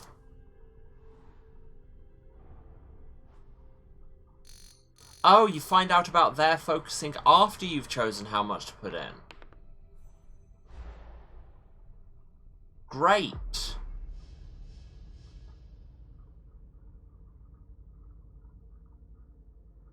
Your opponents can also focus their skills. Unlike you, focus only allows them to increase by 1. The risk of opponent focus is represented by a percentage that we didn't show before, just so we could make this point. The more aggressive you are, with focus and use of disciplines, the more the risk of opponent focus increases. That's a nice system. Do you know what this code red is all about? You're in the Primogen. You must know something. I'm in the same boat as the rest of you. Apparently, it was from one of Moore's retainers. That's all I know. Who's that? Jason Moore. Don't you remember him? He's the human who manages our interests when the sun comes up. He handles our assets, errands with the banks. What does he have to do with this? I don't know. It now seems that Miss Hazel Iverson, the mighty Prince of Boston, is no longer on speaking terms with the Primogen. A prince not cooperating with their Primogen Council? She asked to see me. Unheard of. Do you know why? My best guess is that she'd like to talk to you about Journey, of course. I always warned you that girl was trouble. Yeah, sure. I've gotta go. Hazel must be upstairs. I'd better hurry. What about Jara? I haven't seen her. Councillor Drury is not here, nor is Dr. Dunham. Mr. Leto's teams are trying to reach them. Certainly is a pose you're maintaining, Beryl. Nobody's answering?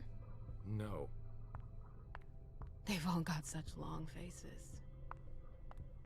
Don't just make fun of people's faces. Also, who are you? I like your vibe. Hey, Abby. Hey, MM. Abby, do you know what's going on?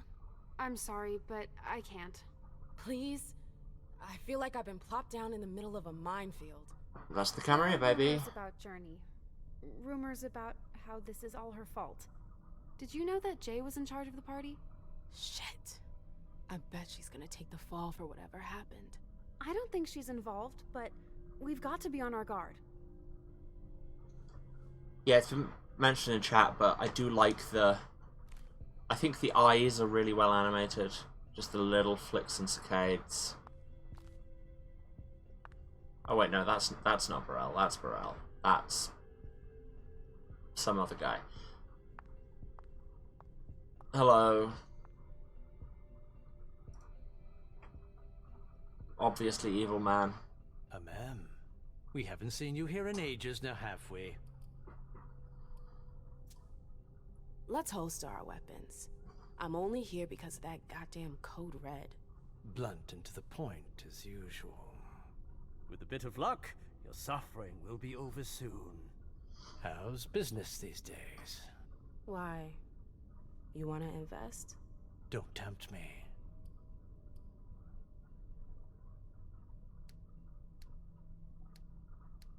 I literally can't focus enough to make this worth doing. So, whatever. I'm shocked to think you put so much as a penny into one of my clubs. They don't bring in enough for your taste, Beryl. You're right. I'm not interested in them.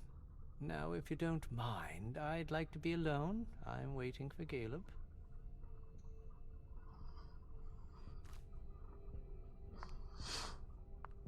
And yes, I will continue to pronounce people's names slightly differently, and pronounce French and Arabic and things more accurately than voice actors are, because truly the core experience of Vampire the Masquerade is arguing with people about how arcane terms are pronounced.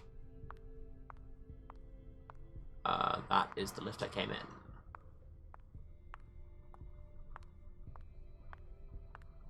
Ah, a camera. Excellent.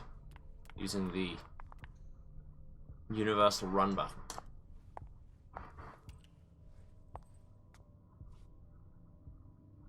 What a shitty night. Hazel must be pissed. Oh, seriously, can her hair stop phasing entirely through her neck? It's weirding me out.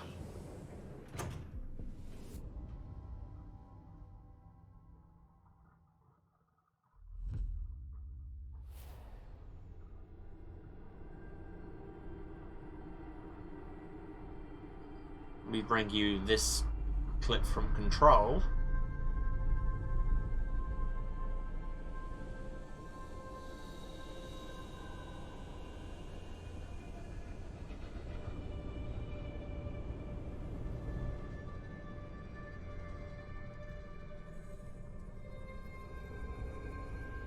Take it, this is the Institute, capital I.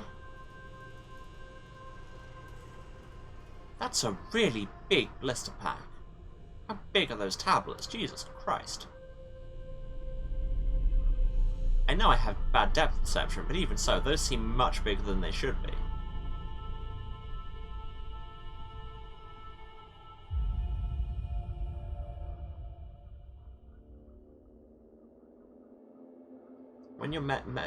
When your medication dosage is measured in grams.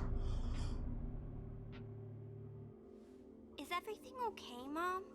Penny for your thoughts? Nothing, Pumpkin. What were you saying? You saw pictures again? What the hell just You're happened to you? You're not going back to the Institute, are you? No, don't fret. I'm gonna stay here with you now. I don't like it when Richard takes you away. I'm surprising no one. I love Leisha already. He's helping me so I can be with you. Mom has a little trouble sometimes. Remember? I see things that haven't happened yet. And I forget others. Yes, I know. And you have to slumber so you can rest all alone sometimes. But 3 years was Sorry, so hearing that long. voice actor say slumber. Very. I don't know, it's funny to me. It seemed like an eternity without you. I missed you too, Mom. Ah! My sweet little monster. Okay, Mom? the mouth animation What's going on? Why is does everybody look so broadly upset? weird in this, but that's very cursed on Housey. I still haven't seen Richard. I looked for him so he could explain, but he can't be found. So, what do we do now? I was told to wait here because Hazel wants to see us. There are grown-ups coming, and your mother needs to talk to them. Oh, then I'll go hide, because grown-ups talk to me too much. If you want, sweetie. But don't wander off. Go on. Somebody bringing their Show me kid what to you do court make sure is... no one spots you. Okay, here I go. Okay, so... Right. Are we ghouling her? Or Leisha. did Leisha embrace her, It's been a while. Hey, MM. despite that being very much not a done thing? When did you get out? Just tonight. Hazel wanted to see me. That means she's extremely worried about the situation. That, or she's a major drama queen. I think it's going to be two things. Also, do we have anything new in the code? Whoa, suddenly very close up on Leisha. Nothing new in there. Ah, more things. Our age of embrace is forever ago, so yeah, the child is embraced. Yeah, good point. Yeah, ghouling does, you know, it does a lot, but not that much.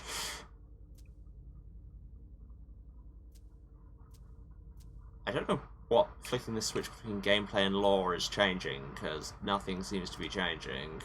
Ah, we can see people's skills and disciplines and that. Neat. Including all the NPCs. Neat. Dajan Siaka, Tremere, member of the Primogen Council, embraced in 1998, also a child, but ninth generation, sired by Marie Trichet, and sire of Imani.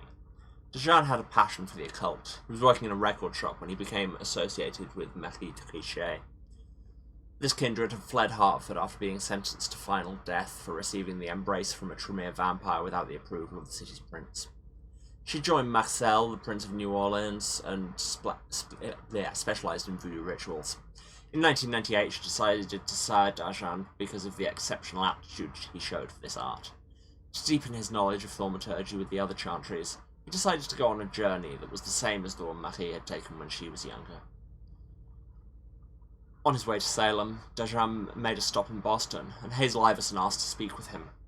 She sought new supporters to counterbalance the power of her Primogen. She earned Dajan's trust by revealing that she was aware of his origins, his bloodline, and their banishment from New England.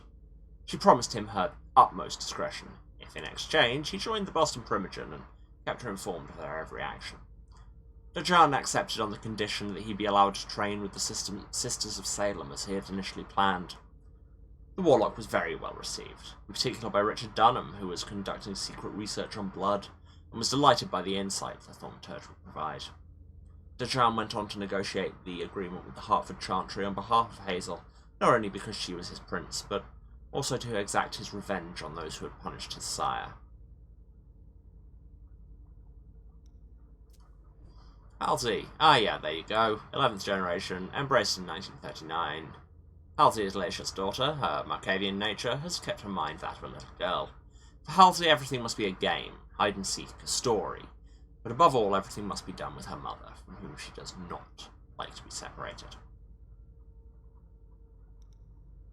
Hazel Iverson. That's a look.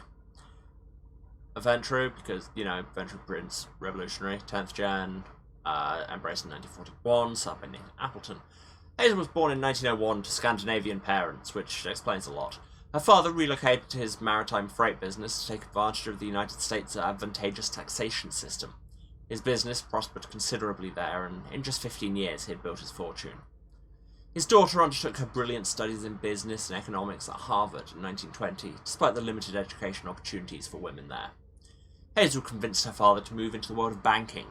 She quickly showed a certain astuteness in the subject. She invested in risky but highly profitable markets with an instinct far beyond her age. She naturally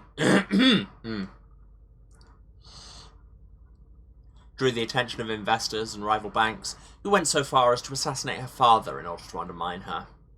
The police and the justice system proved to be complicit in declaring his death a simple accident.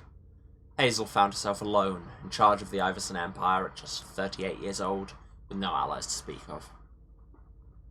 The isolation pushed her to accept a meeting with a group of wealthy Boston financiers in order to ease tensions and competition. In actuality, Nathan Appleton, a deceased textile mogul, set a trap. Against her will, he brought her back to one life on her knees, sparing her no humiliation. Appleton embraced her out of pride not to be outdone by a woman on his own turf. Immediately he neglected her and abandoned her to her own unlife. Hazel discovered on her own that she was undead. To protect them from the monster she had become, she needed to distance herself from those she loved, her mother, her family. She even considered ending her own life, but surrender was not a part of her vocabulary. In time, thanks to her determination and her sound investment advice, she eventually gained the acceptance of the court. Hazel planned her revenge and methodically gathered information about her sire for years. In the end, she proved to the prince that Appleton was double-dealing with the British.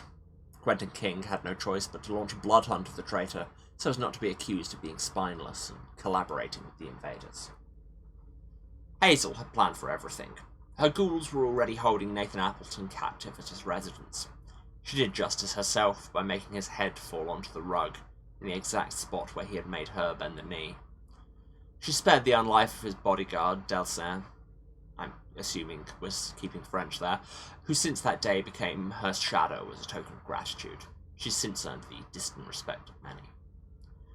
Her relationship with Quentin King grew strained over the years. The prince's submission to the British colonists, combined with his outbursts of madness, prompted Iverson to conspire with a group of dissenting Licks, the Kindred of Liberty. Licks is a more commonly anarch term for vampires that they haven't told you yet, but hey. The secret organisation worked in the shadows to bring about the downfall of King and his associates. Hazel provided them with financial backing, all while maintaining her cover as a loyal subject of the prince. Her dealings with the KOL also led her to work with another resistance group, the Gemini League, which she helped establish in Boston.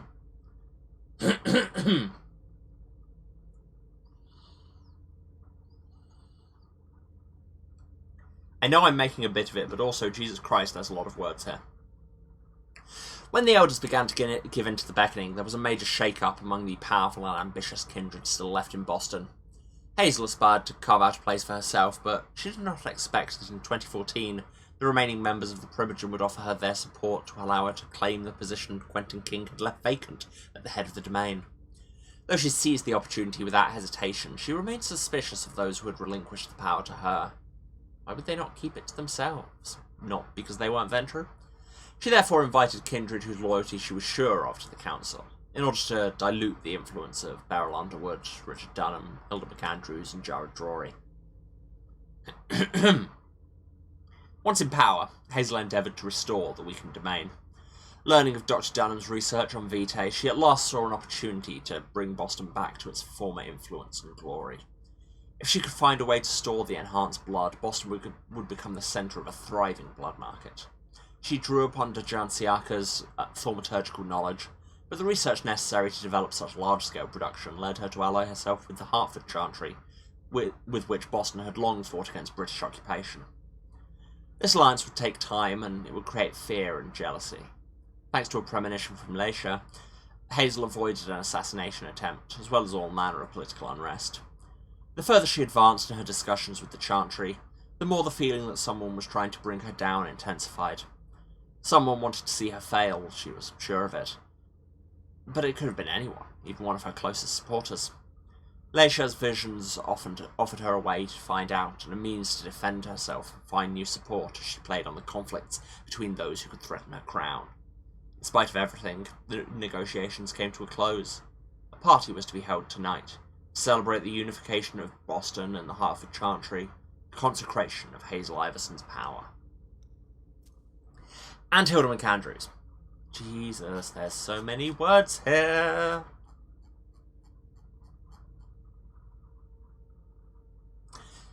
Toreador, embraced 1788, 11th generation, which makes sense, because MM's 12. Sired by Marie Marguerite Carreau de Rosemont. And sire Mem. Hilda was born in Boston in 1754. Her father, Dr. Aaron McAndrews, was a professor of chemistry and medicine. Enlisted in the Navy as an officer, he was taken prisoner in England during the Revolutionary War and gradually fell in love with the country. After his release, he continued to voyage to the British Isles. He would on certain occasions bring along his daughter Hilda, the young painting prodigy, convinced her career would flourish there. This was how Hilda came to take up an apprenticeship in France under the tutelage of Adélaïde Labille-Guiard, a great painter of miniatures and pastels. Seriously, there's a lot of French content in, like, all of these backstories. Are the developers French, do we think? There she met Marie Marguerite Carreau de Rosemont, an apprentice like herself. The two young women fell in love almost immediately. Driven by the fearlessness of her youth, Marie Marguerite flouted her prince's authority and sired Hilda only 2 years after her own embrace. She lost her own life for not keeping the traditions, and left Hilda on the brink of destruction. Marguerite's sire, Adelaide, aware of the young woman's talent, successfully interceded with the prince on behalf of Hilda, and officially adopted MacAndrews. She became Hilda's mentor by proxy. Adelaide was a strong woman and a pioneer in her art.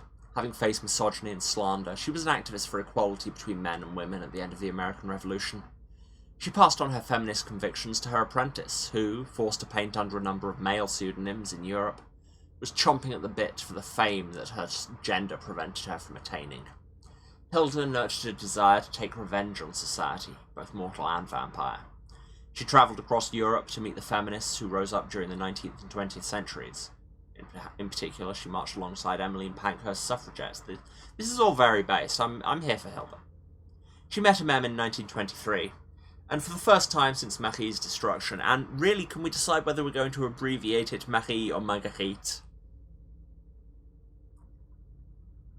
Hilda finally felt that she was no longer alone.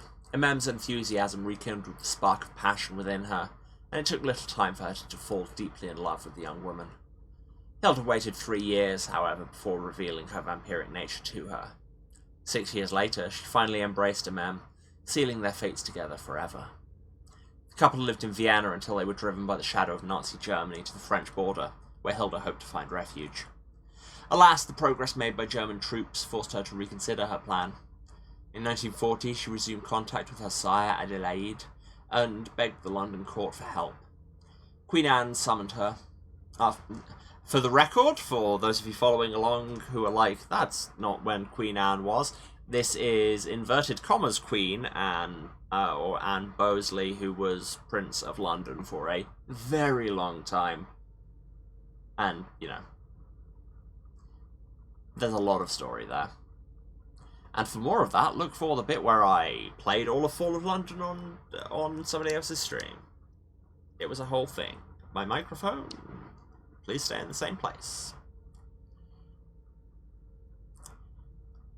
After tough negotiations, Hilda was granted permission to settle in Boston, then under the reign of Prince Quentin King III. The Third?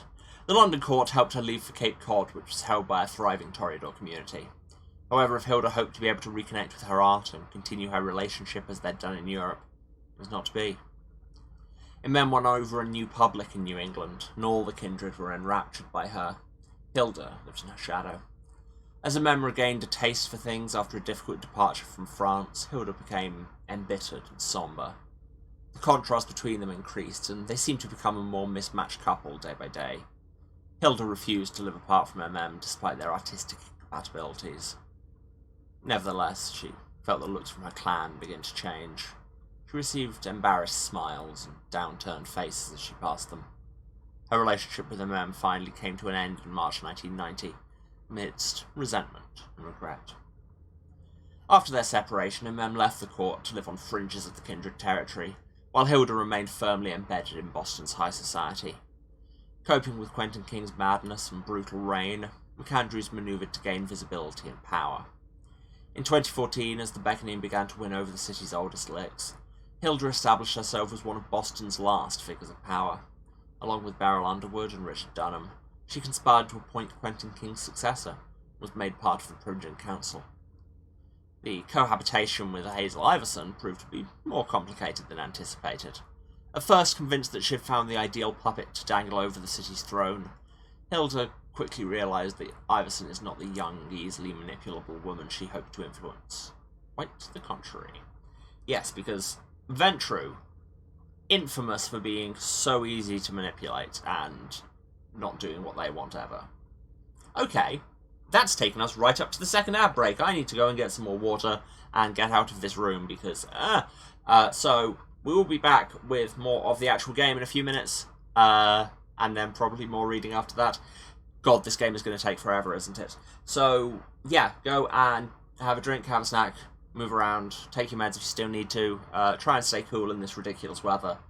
And, yeah, I will see you again in a few minutes when we will go see the prince, I guess. And I'm back. Hello everyone, welcome back to Vampire Book Simulator, in which I'm melting.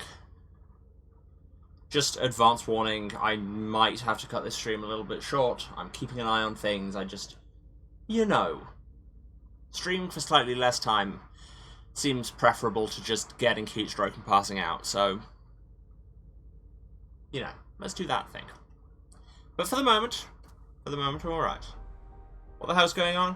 Oh yes, MM's talking smack about the prince. Those are the same option. You shouldn't make light of the situation. Believe me.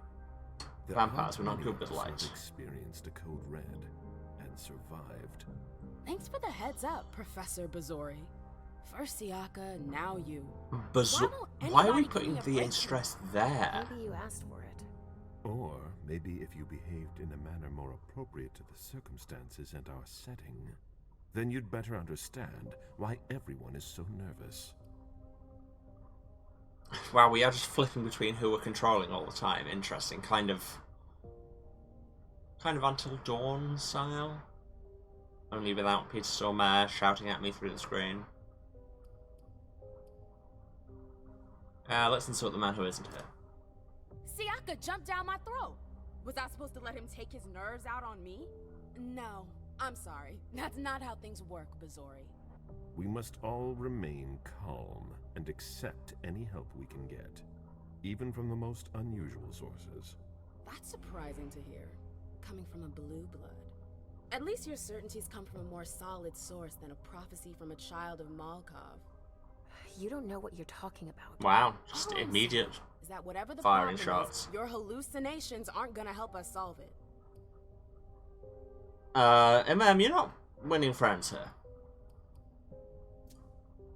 And yet, many of the things I saw ended up happening. Also, love how she's got the Bowie eyes. Hazel's rise to power. Your breakup with Hilda, too. But you're probably right. It's just Hazel and her flair for the dramatic. Only time will tell. I feel like I recognize at least one of these voices. But then, Good what evening, else is new? Ladies, sir, the prince shall see you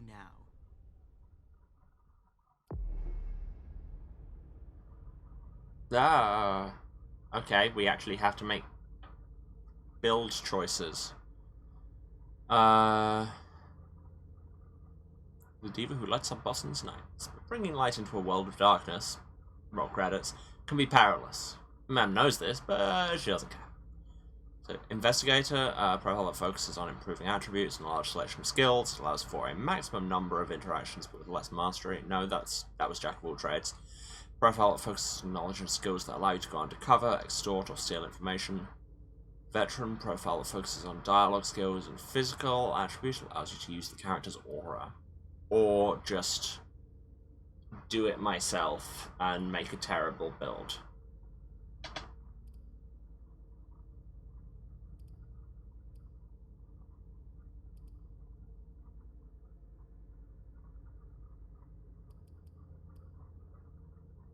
Terrible bad choices build. I hate it. At the start of a scene, previously earned XP can be spent to improve the character's abilities. These abilities are divided into two areas, the character sheet and the discipline sheet. Each attribute affects a specific list of skills and disciplines. Attributes increase the chance of victory in case of a tie. Improving them also decreases the willpower cost of focus. Knowledge skills do not have a willpower cost but can't be focused. Okay. Discipline sheet contains the disciplines the character possesses. Experience points invested in a discipline increase the level and can provide additional powers. Discipline powers can be passive and may be used in dialogue or exploration. So we have 1 dot each in presence, celerity, and auspex, which gives us heightened senses. No hunger cost reveals interactions related to the 5 senses. Okay. Or gives access to presence as a dialogue choice. And Blink activates celerity vision. It's not a thing. Has no hunger cost, reveals anchor points in the environment that a mem can reach using Blink. Okay, so we've got a hook shot, basically. Allows me to move instantly from one anchor point to another, generates hunger. So we could level those up. What are our next ones in each of them? Psychometry interactions related to the memories of an item. Velvet Glove just increases presence. Fleetness. Certain situation allows you to slow down the environment while using celerity vision. Celerity interactions like a pickpocket are available in this state. Neat.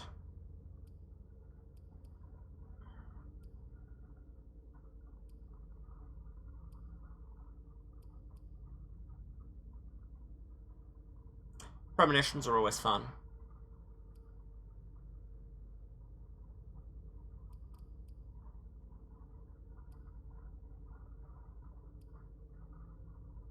There are some interesting systems at play here.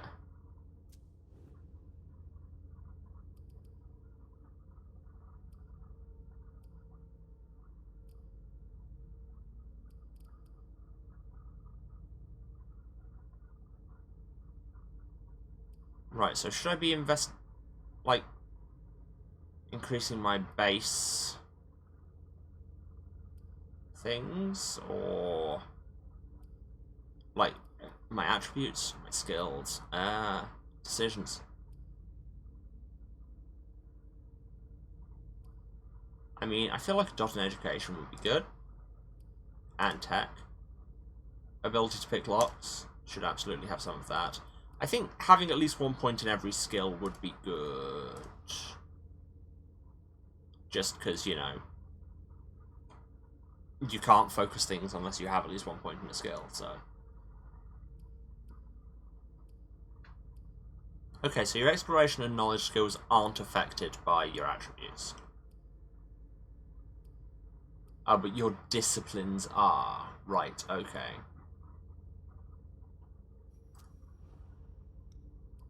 I'm going to go another point in all specs, I think. Get psychometry and work towards that premonition. And a point in social, because Toreador, I guess. Can't have a second dot in any of these. Why is mental only 5? Oh, because we have that trait that was, you can, the next time you want to level mental, it will be cheaper. So we should do that. And we have 15 left for physical. I've probably just recreated the Jack of all trades build, haven't I? But sure, that's what we're getting. I guess. Yes, okay, we have to apply both of these things.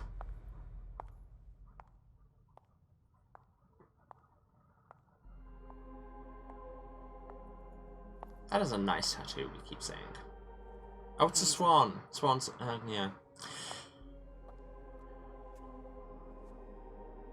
Delson. Come in, Okay, so it's just Delson. We're not going French. See, now I have to look up a voice cast. I wanted to have a word with you. Because this What is can me. I do for you? I'm glad you're here. It's been a long time since we last saw each other. Tell me, where were you tonight? Like everybody else, I suppose. At home, getting ready for the party. How fortunate you weren't running early. Why? What's happened? You know what the code red means. There was a breach. This is intolerable. These agreements were supposed Unacceptable. to celebrate the power of my court. Instead, I've been made to look a fool in the eyes of my allies. We'll have to increase our diplomatic efforts with the warlocks. Send new emissaries to Osborne. What's that got to do with me? Don't you worry about that for now. We have more urgent matters to attend to. We bring Journey to me.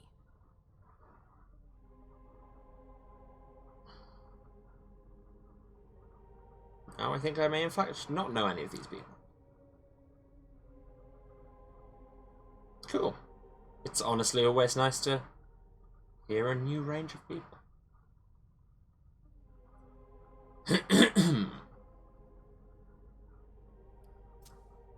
What do you want with her? Argue with the prince. I have a few Argue with the questions prince. I need to ask her. If mistakes were made, I need to know what happened. I'm sure that your friend will have a lot to tell me.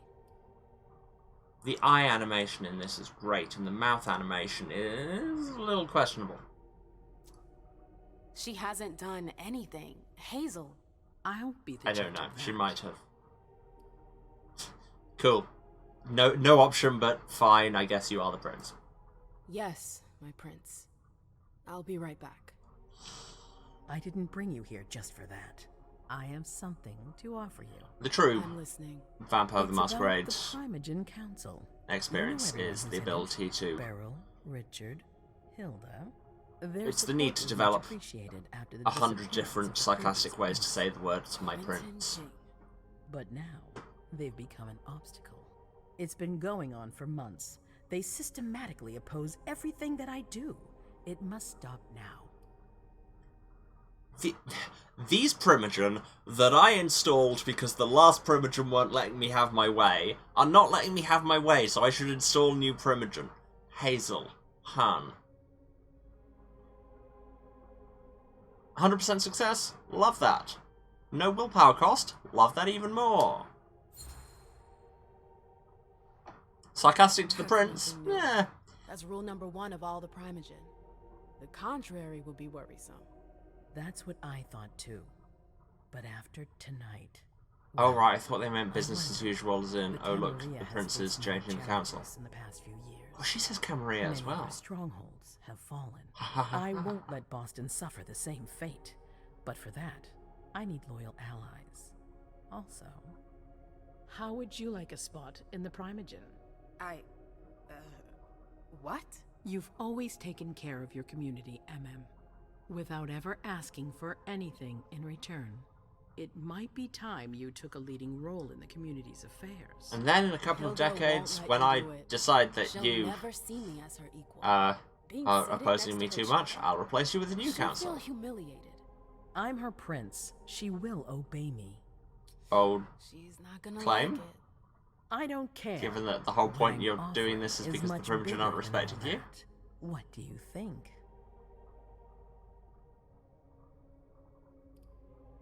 Diplomacy. I don't know. I need to think about it. Time is of the essence. You're a Is it, businesswoman, though? I know you'll be up to it, but we'll talk about it again soon. In the meantime, I know. Jay, I'm going to go see Sylvia first. I need to clear my head. do it. You won't be able to hunt tonight. It's better to be prepared. Bring me Journey. I will. I have All the of them. utmost confidence in you, Do not fail me.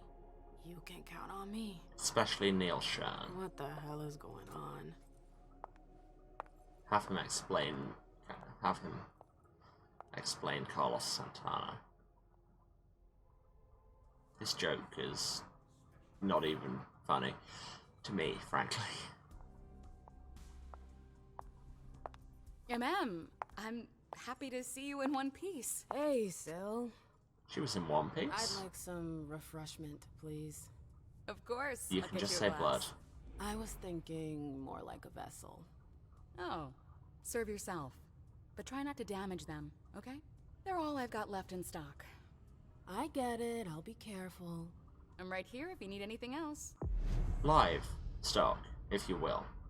A safe zone is a place where no one can see your feed. Oh, well, there's stealth mechanics in this. You can find them by exploring the surroundings. Only one prey may be sent to a safe zone at a time. No news from anyone. That makes sense, I guess. Now's not the time to be thinking about that. We're not the Oh, only it's ones. Toggle Run. Can I change that? I hate Toggle Run.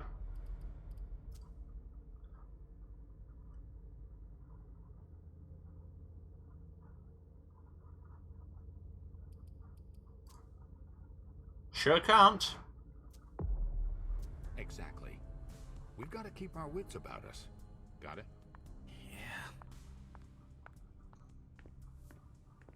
Do you need me? I didn't have an option to say yes, but... And here we have the sex booths. They also double as feeding booths. And when I say double, yes, I do mean both. So can I tell her to... Do you want us to...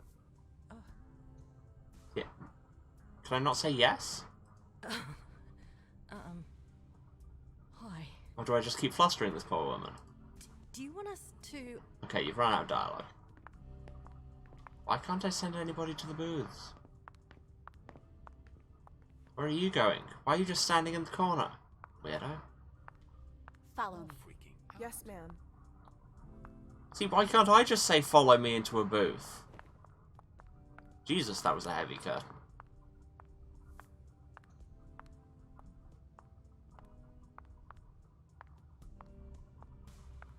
Do I have to, like, go into the booth? Ah, yes, I have now discovered a safe zone. Right. Because I couldn't just look at the sex booth. Prey will be naturally revealed as you approach them. To feed, you need to find a safe zone you can lure your prey to. Go after isolated prey. If it's surrounded by potential witnesses, sending the prey to a safe zone will increase suspicion. Which it really shouldn't here, because everybody knows this is what's going on.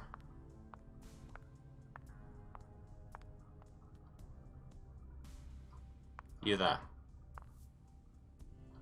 Woman I keep flustering. Come with me.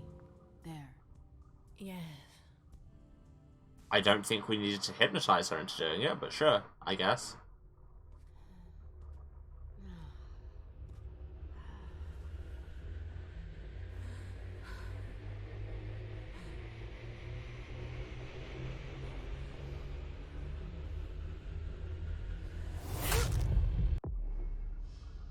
Kiss. Vampires use their powers to charm or subdue their prey and satisfy their hunger. When feeding on prey, you can control the amount of blood you take. Press and hold the button to increase the amount of hunger eliminated. If you do not press the button, or if you don't release it before the bar's full, the prey will die. Let's not do that. Killing prey will increase suspicion. Vampires will question your respect for the Masquerade and also their livestock.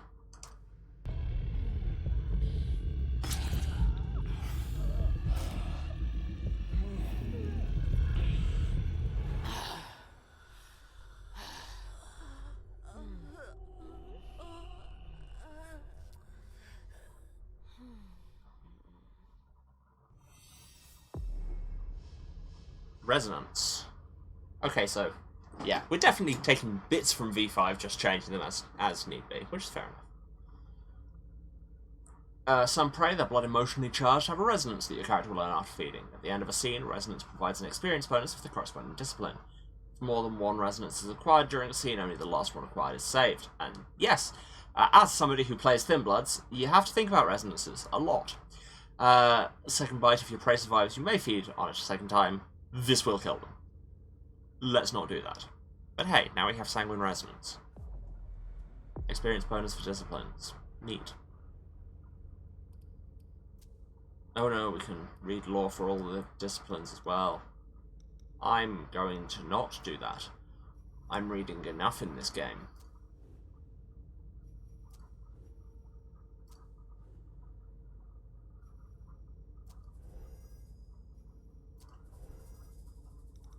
Oh no, there's new things to read. The Masquerade. We bred that. Okay, sure. To be fair, like, repeatedly reminding us about the Masquerade is very on brand. Alright, Jay. Where are you hiding? Also, can we talk to Sylvia some more, because she seemed interesting. What is Oh, and I now have Codex on Do Journey. you think the Code Red will last much longer? I hope not. The faster I get out of here, the better. What? And Mem Lewis, the Black Rattler's Rose, is afraid of a handful of politicians? God, no. Fine. Let me know if I can do anything for you. I have to be afraid to just not want to be here. I'm supposed to find Jay. Do you know if she's done talking to April? Huh. Good question. I saw her earlier, but she wasn't with Miss Bosley. She went into that alcove on your right, but that was a while ago. Thanks.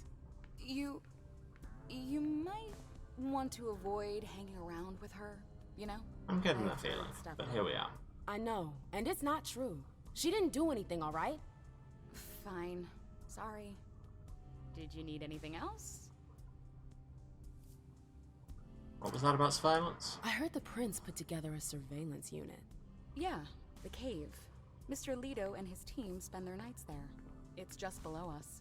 But don't even think about. They got going Jared in there. Leto. It's only for sewer rats. I was about to say Jared Ludi, but that's A, doesn't work with the joke because she said Leto, and B, is incredibly niche, and why would you have heard of him? Thanks for the vessel. My pleasure. Come back anytime you want. God, MM's hair has very little respect for the laws of physics. Also, who are you? Can I help you? Oh, that's Abigail, yeah. Do you still work for April? Well, aren't you rude? My loyalty is with the court. Seems like Bosley's leading you around by the nose, though. She's got... MM's just determined to make enemies everywhere she goes. Sure. But that's it. MM I have my own agenda. Mm-hmm. I'm not surprised. If you will. I've got to talk to Jay. You haven't seen her, have you? No. You should ask April. It's a good idea. Thanks for the advice. You're not the first one to have it, but sure. I've got stuff to do. See you later. Also, I saw new stuff come up. Yes, I can now read about Journey, who we are looking for. Harold, Toreador, Embrace 38. Both Journe side by Zitkala Sa, who I think is a notable character in VTM lore. Rings a bell, but I can't remember who they are, so I'm sure chat will tell me if I'm missing something important. Journey was born in Boston in 1904. She was from a long line of musicians and took to the stage with her parents at a young age. She joined the violin section at the New England Conservatory of Music. Journey showed great talent and could play in any style. After completing her studies and graduating with honours, she opted for a career teaching at the conservatory that trained her. There she became the president of the Alumni Association, with the important role of granting awards and scholarships and organising events. It was at one of these gatherings that she would meet Zitkala Sa, an honorary alumna, because stopped using alumni as a single. Zitkala Sa is an actual author. Ah! That is probably where my brain was thinking then. The interest revealed itself to be mutual, and a strange friendship formed between the two women. Convinced of Atkin's talent, Zitkala Sa invited Journey to create her own interpretation of her Sundance opera. They collaborated on the project for 4 years until Zitkala Sa's death in 1938, a particularly painful loss for her friend. Journey was devastated, with nothing left to live for. Zitkala Sa had been dead for several months, when one night Journey thought she dreamed that she had seen Zitkala Sa at her bedside. In this feverish hallucination, her mentor asked her to finish her project and perform it on stage to bring hope to her family again. Journey accepted, and before going their separate ways, her late friend took her in her arms. Atkins felt faint. She'd just been embraced. Though her first encounter with the beast was terrifying, her fears and anxieties were washed away by her joy of being reunited with Zitkala. Journey embraced the night the way she embraced her music, with passion. A Toreador through and through, her talent for throwing parties brought some light back to a Boston that had been so gloomy during the reign of Quentin King. Her soirees were praised for their unparalleled creativity. Her guests also came for the thrill they provided, as Journey would sway from total discretion to absolute risk regarding the Masquerade. Journey met MM at the court of Prince Quentin King. Court of the Quentin King, you say? Enchanted by the talented dancer's sunny personality, Journey grew very close with the Rose. She did so under the critical and excessively jealous eye of Hilda, whose possessiveness was a great source of amusement to Journey. Bound to MM, heart and soul, she supported her every endeavour, from her separation with her sire to the creation of her clubs. Whereas Quentin King's Malkavians knew how to appreciate her daredevilish side, this was no longer the case after Hazel Iverson and the Blue Bloods came to power. Faced with the austerity with which they responded to the fall of London, Journey never ceased to look for new ways to bring a little playfulness and frivolity back into the Anne life, because if there's one thing the Camarilla loves, it's playfulness and frivolity.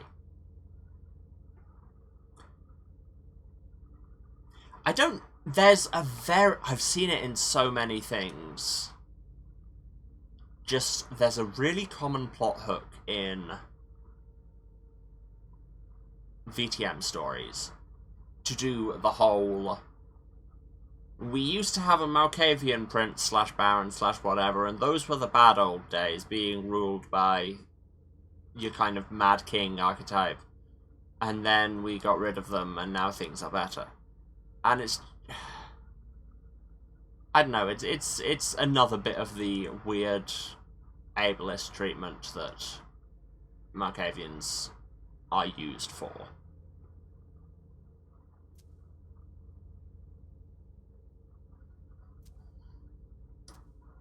I have strong feelings about Malkavians. This is not news. Which alcove did you say Journey had gone into? Not this one. Can't see anyone in there. Excuse me, you lied to me? You said the alcove on my right? Can I not go this way? Miss Lewis. Apparently not. Am I missing something? So I saw something in the control panel. No. Already there. The woman I already fed on in there. What am I supposed to do?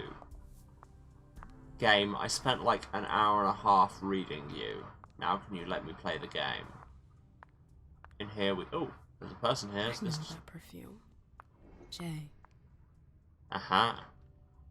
Okay, now, I was just trying to press 1 for Auspex because I saw it in the key bindings, but no, you can do that when we tell you how to do it. You play my game in order. Auspex enhances your 5 senses. This condition reveals new interactions, detecting scents, listening to conversations from a distance, revealing the past of objects, or even experiencing premonitions. You can also discover items that have been hidden using supernatural powers. Those things are not all typically part of heightened senses, but I guess we're collapsing things a bit for computer game purposes, which is fair.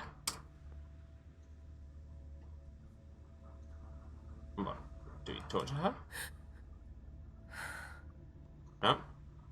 What? Ah! Scarf. I recognise that scarf. Track. 2 hunger. Auspex. Yes. Go. Where did you go, Jay? Ah, and now the servant has disappeared. It was like, I see this scent trail coming for me. Oh hey, there's Darjan. He's gonna start an argument with us again. Can we get past him without an argument? Let's see.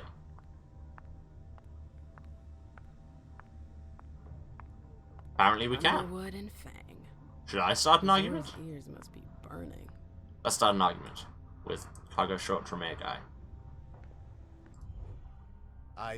I'm sorry about Andre Shields we have at home. I'm just a little edgy tonight. I know. This isn't the first time we've gotten in a fight over nothing.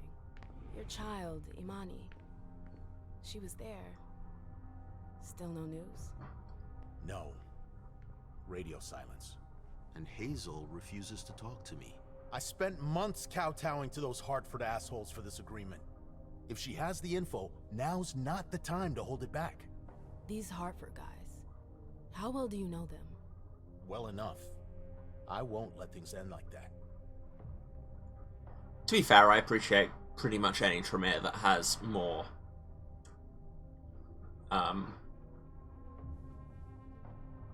character design and personality than I am Booksman, man of books, and occasionally I will do fantasy wizard things. I just hydrated. But yes, the stretch reminder is good. You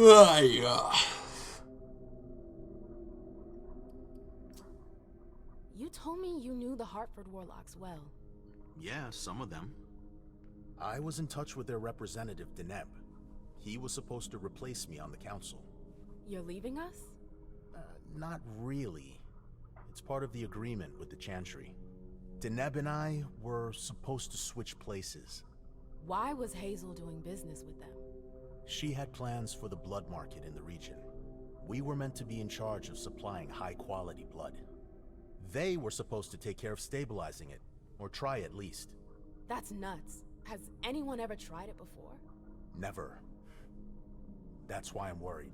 I don't blood give a trial. shit about Hartford, but this project is really important. People have absolutely tried pen before. I'm looking for Journey. Have you seen her? Get out of the No, shot. I'm sorry. I Stop assume pulling you belong inside her focus. office? She has an office? I'll leave you to it. I've got to find Jay. If I see Journey, I'll tell her you're looking for her. She has an office? Why didn't we just go straight there? Why am I doing scent tracking?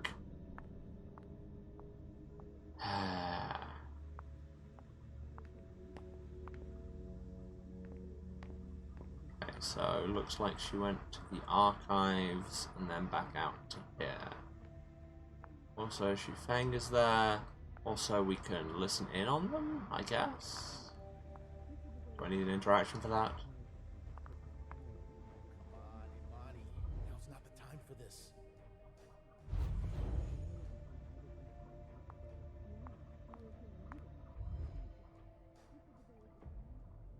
I feel like I can hear them better without Outspace on. Hey, Fang. Good evening, Miss Lewis. Call me a ma'am, please. Did you come with Caleb? Yes, but he's so very busy. You didn't happen to see Journey, did you? I'm sorry. I don't know everyone's names yet. I'm gonna just immediately go out on a limb and say she's much more clued up than she lets on. Just this is the classic ghoul tactic of, no, I'm not dangerous, because I don't actually know anything right here. So let's go into the archives, I guess. I hope he's alright. Bypass lock. 6 willpower? Oh, because I have to focus my technology. Crime, crime, crime, crime, crime. Jay, what were you doing in the archives? What am I doing in the archives? The answer? Snooping. I can just steal things from the archives. I can observe them carefully. July 9th, 2019. August 31st, 2019. September 14th, 2019. Someone took the file in the reunification party. See, I wouldn't know that if I didn't snoop. Last item borrowed, file on the Hartford Unification Party, taken by Jared Drury. Prince's Birthday Party by Lazarus Sheridan. History of the Court about Gela Basri by Beryl Underwood. 2019 Census by Jared Drury. List of Trusted Suppliers, Lazarus Sheridan. Secure Destinations, Gela Basri. And History of the Hartford Chantry, Dr. Dunham.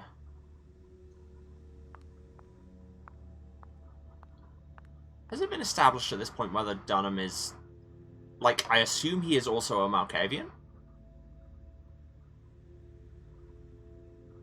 Or is he just an, like, some kind of trusted human? I can't hack the safe, and I don't know the code. But is it going to be the classic? No. Is that going to trip an alarm? No? Excellent.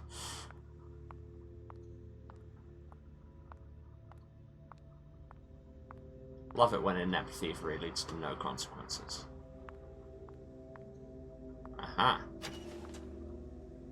Hit myself with the drawer. Wouldn't be the first time. And now I can track this and it will... Well, I'll read it first. Confidential file. From a few years ago. Solstice Party, 22nd December 1998. Archives. At the request of our Prince, Quentin King, and our King, Quentin Prince, and our Queen, Quentin Crisp, I couldn't not do that joke. That's in questionable taste. Apologies. The winter solstice will be celebrated at his home on the 21st of December for the entire night. At his behest, this celebration will be inspired by the masquerades in the European pagan calendar. I am questioning your comparative religious history. Invitation message approved by our Prince. Your esteemed Prince of Boston, Quentin King, does you the distinct honor of inviting you to the winter solstice celebration at his home. Inspired by pagan masquerades, please come accompanied and above all masked. You'll be able to pledge your respects and allegiance to your revered prince throughout the longest night of the year. You're expected at 7:30 p.m., 21st of December 1998. Please note, refusal is not an option. The safety of M+1s is not guaranteed. He probably doesn't sound anything like this, but it's my stream. Page 3 was torn out. There are traces of blue ink on page 2.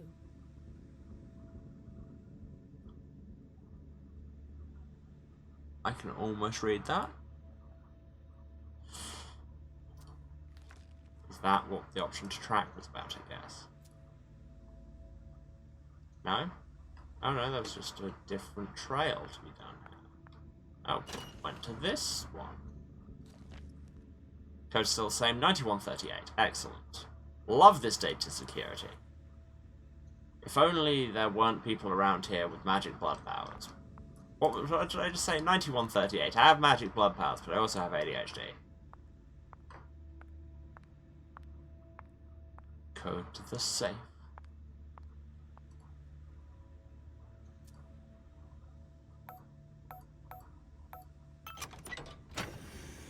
Crime. Club business cards. You have an inventory. Ah! Consumables are single-use items that provide bonuses. Most of the time they replenish willpower or eliminate hunger. Each type of gear has advantages and disadvantages when equipped. They do equipment things. Documents, once they've been collected, they can also be consulted from here. Okay. So, club business cards. Raised on the warmth of hot jazz. Imam has kept strong ties with this type of music, synonymous with emancipation, energy, and greatness. Her clubs, the Black Rattlers, are the embodiment of this passion for swing. 5 willpower, don't mind if I do.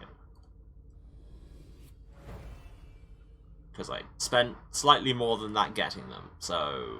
yeah. That was all of use in there? Damn you, tutorial stage. Why must you teach me new concepts and not give me great rewards? Honestly, right. What's the difference between the gold and blue trails? Lazarus. I smell gossip. Secretary of Abigail Nomi.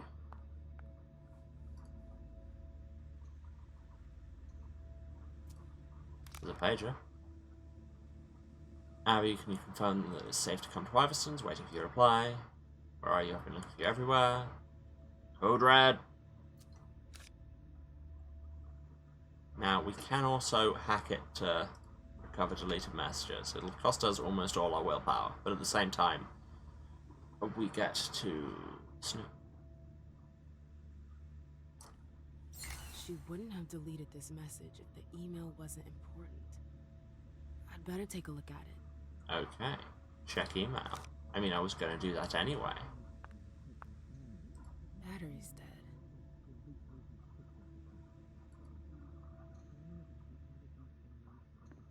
What does the note say? This page was torn out. Oh, hey. That looks familiar. Seems like it's a match to the file from the archives. It seems you can in an must have alcove. done it.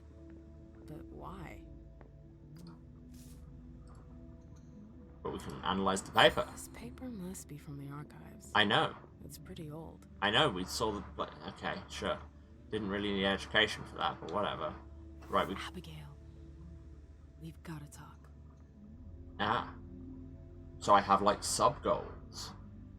Battery's dead. I can't look at her emails without plugging the computer in. Here's a big surveyor's board of the city. I've got to hurry.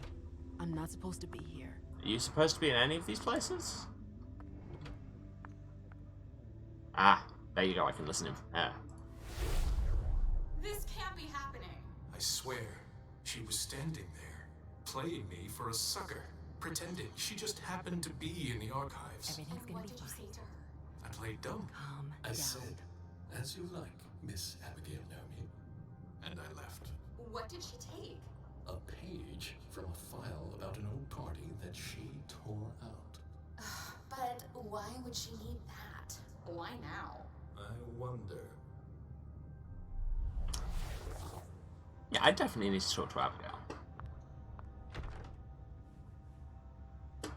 And this is Journey's office. You would have thought we'd just go here immediately. We can check Journey's emails. More business cards. Need those.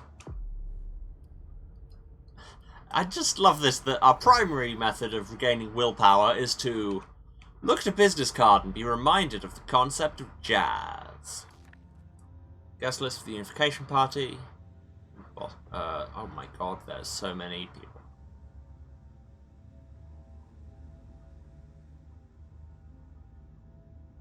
Cool. Yeah. We recognize some of these names, we don't others, whatever.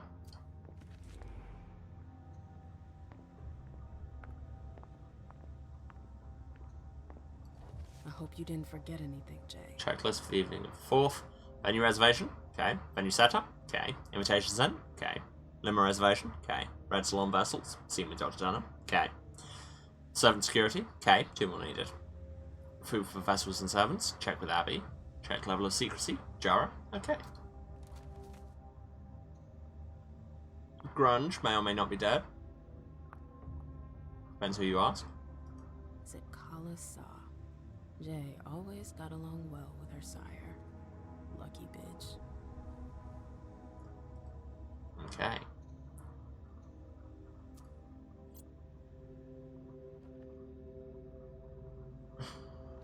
From Jara. Still waiting for that pay pass or retains to arrive before sunset. I'd like to hear Abigail's side of the story. Sent to Abigail. You need to track down the file on the 1998 Solstice Party. Page 3 should be of interest to you, and then you can set fire to it. But hey, recover search history. Snoop, snoop, snoop, snoop, snoop. Jay was looking for a file that Jara took from the archives. Interesting. We knew all of these things, okay. So we're just wasting willpower learning the same things over and over. Excellent.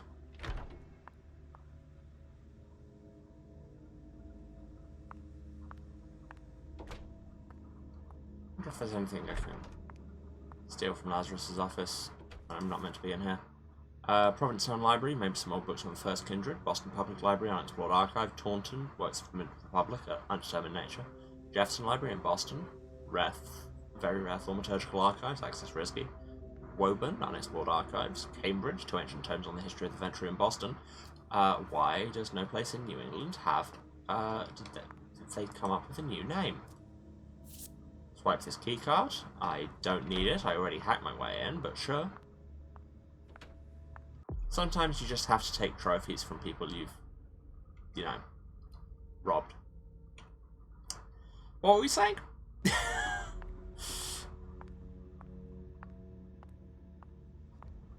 I'm leaving all specs on because otherwise I will not be able to navigate reliably back to the place. Disaster. It's a disaster. What's a disaster, Abigail? And other questions also that we have for you. Can I help you? Probably. I told you I was looking for Jay earlier. And I found the note she left you. I wonder what April would say if I showed it to her. You went through my stuff? Is that all you're worried about? No. It wasn't personal. Journey was in a panic. She asked me for the pass to get into Jara's apartment. Did she say why? Only that she was looking for evidence.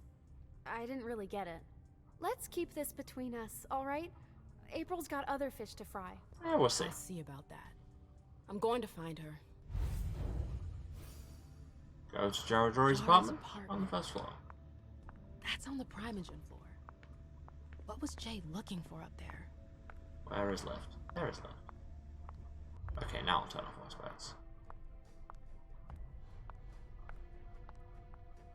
No, wrong lift, I guess. This lift, then.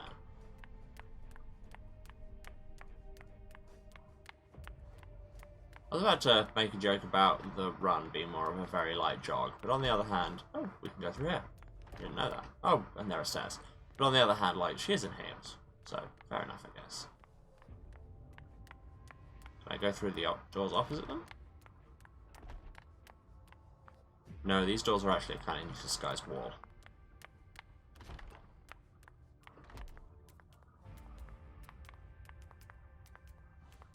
I always like when kind of a character's stride changes as they go upstairs. It's just a nice little bit of effectively IK. Barrel Onward, Richard Dunham, Hilda McAndrews. Is that Hilda? I think so. Oh, great. My shadow. I mean, you did just come up here. Can I listen in on her? No, she has stopped talking and is now just moodily smoking over the city. Goodbye. Ah, the scent trail is here still. Jar and a jar.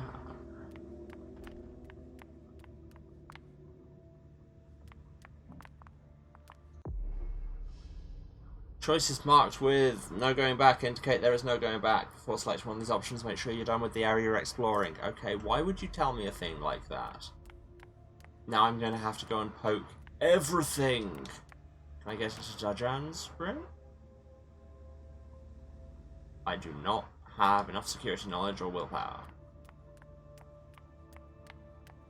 The door is locked. I mean, so are many doors. Like, around here and also in general. Is this door just a wall? Yep.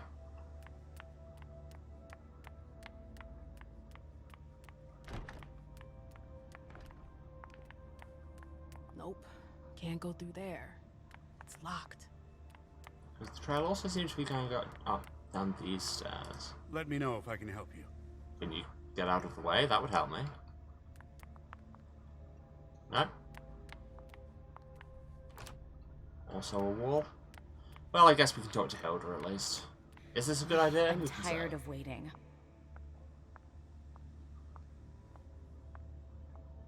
Look at all our grimoires. Oh, we can actually read it. Treatise on Thaumaturgy, also known as blood sorcery. This discipline combines vitae and mortal sorcery. There are no known limits to the type of rituals created by the Tremere or their fields of application. We'll focus here on the different branches of this science, which is not exhaustive, because few can testify to the secrets of the Blood Witches. The path of blood, where the powers of vitae can be manipulated. The ritual, where thaumaturgical formulas with innumerable effects are invented and jealously guarded. Here endeth the treatise. It's very short.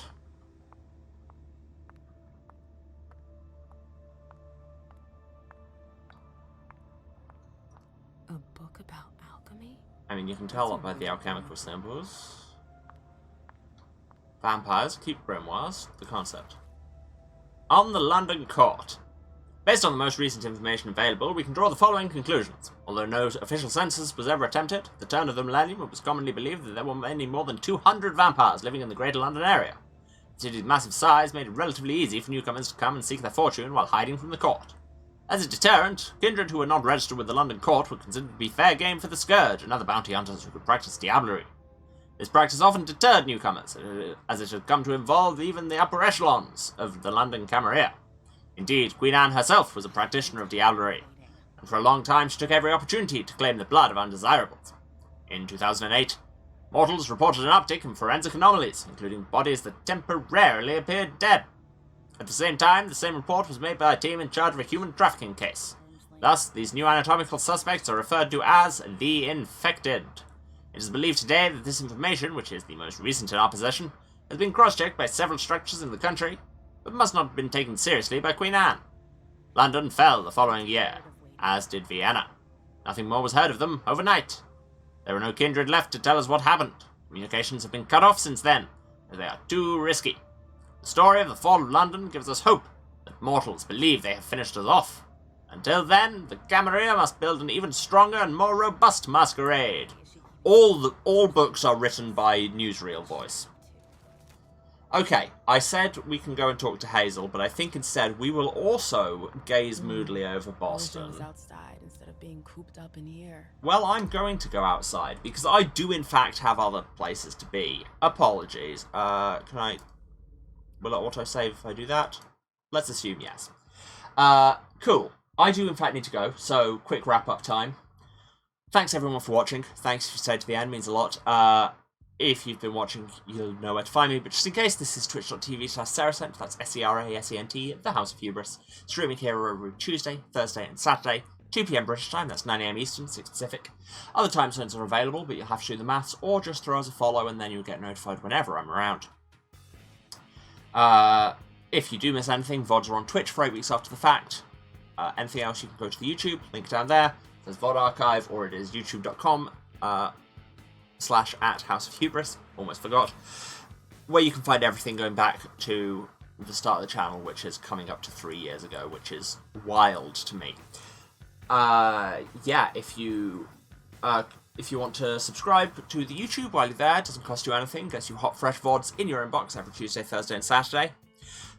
And if you want to support me causing Masquerade breaches and dying financially, you can, of course, subscribe or cheer on the stream, but you very much don't have to. Just turn up and hang out and be chill and be good to each other, and then everyone's having a good time. If you want to find me elsewhere on the internet, socials are all down there. It's Twitter at House of Hubris, Mastodon at House of Hubris at kind.social, Blue Sky at housefhubris.bsky.social, where I do all the regular social media things and also post a bunch of stream notifications. I think that's really it at the minute. Yeah. There are new things coming out with me in the next few months. Be excited about them. I will give you more details as I know them. And we will be back with more of Swansong as, you know, we go and make it more advisable choices, beginning with talking to our ex, on Saturday. Alright, love you all. See you then.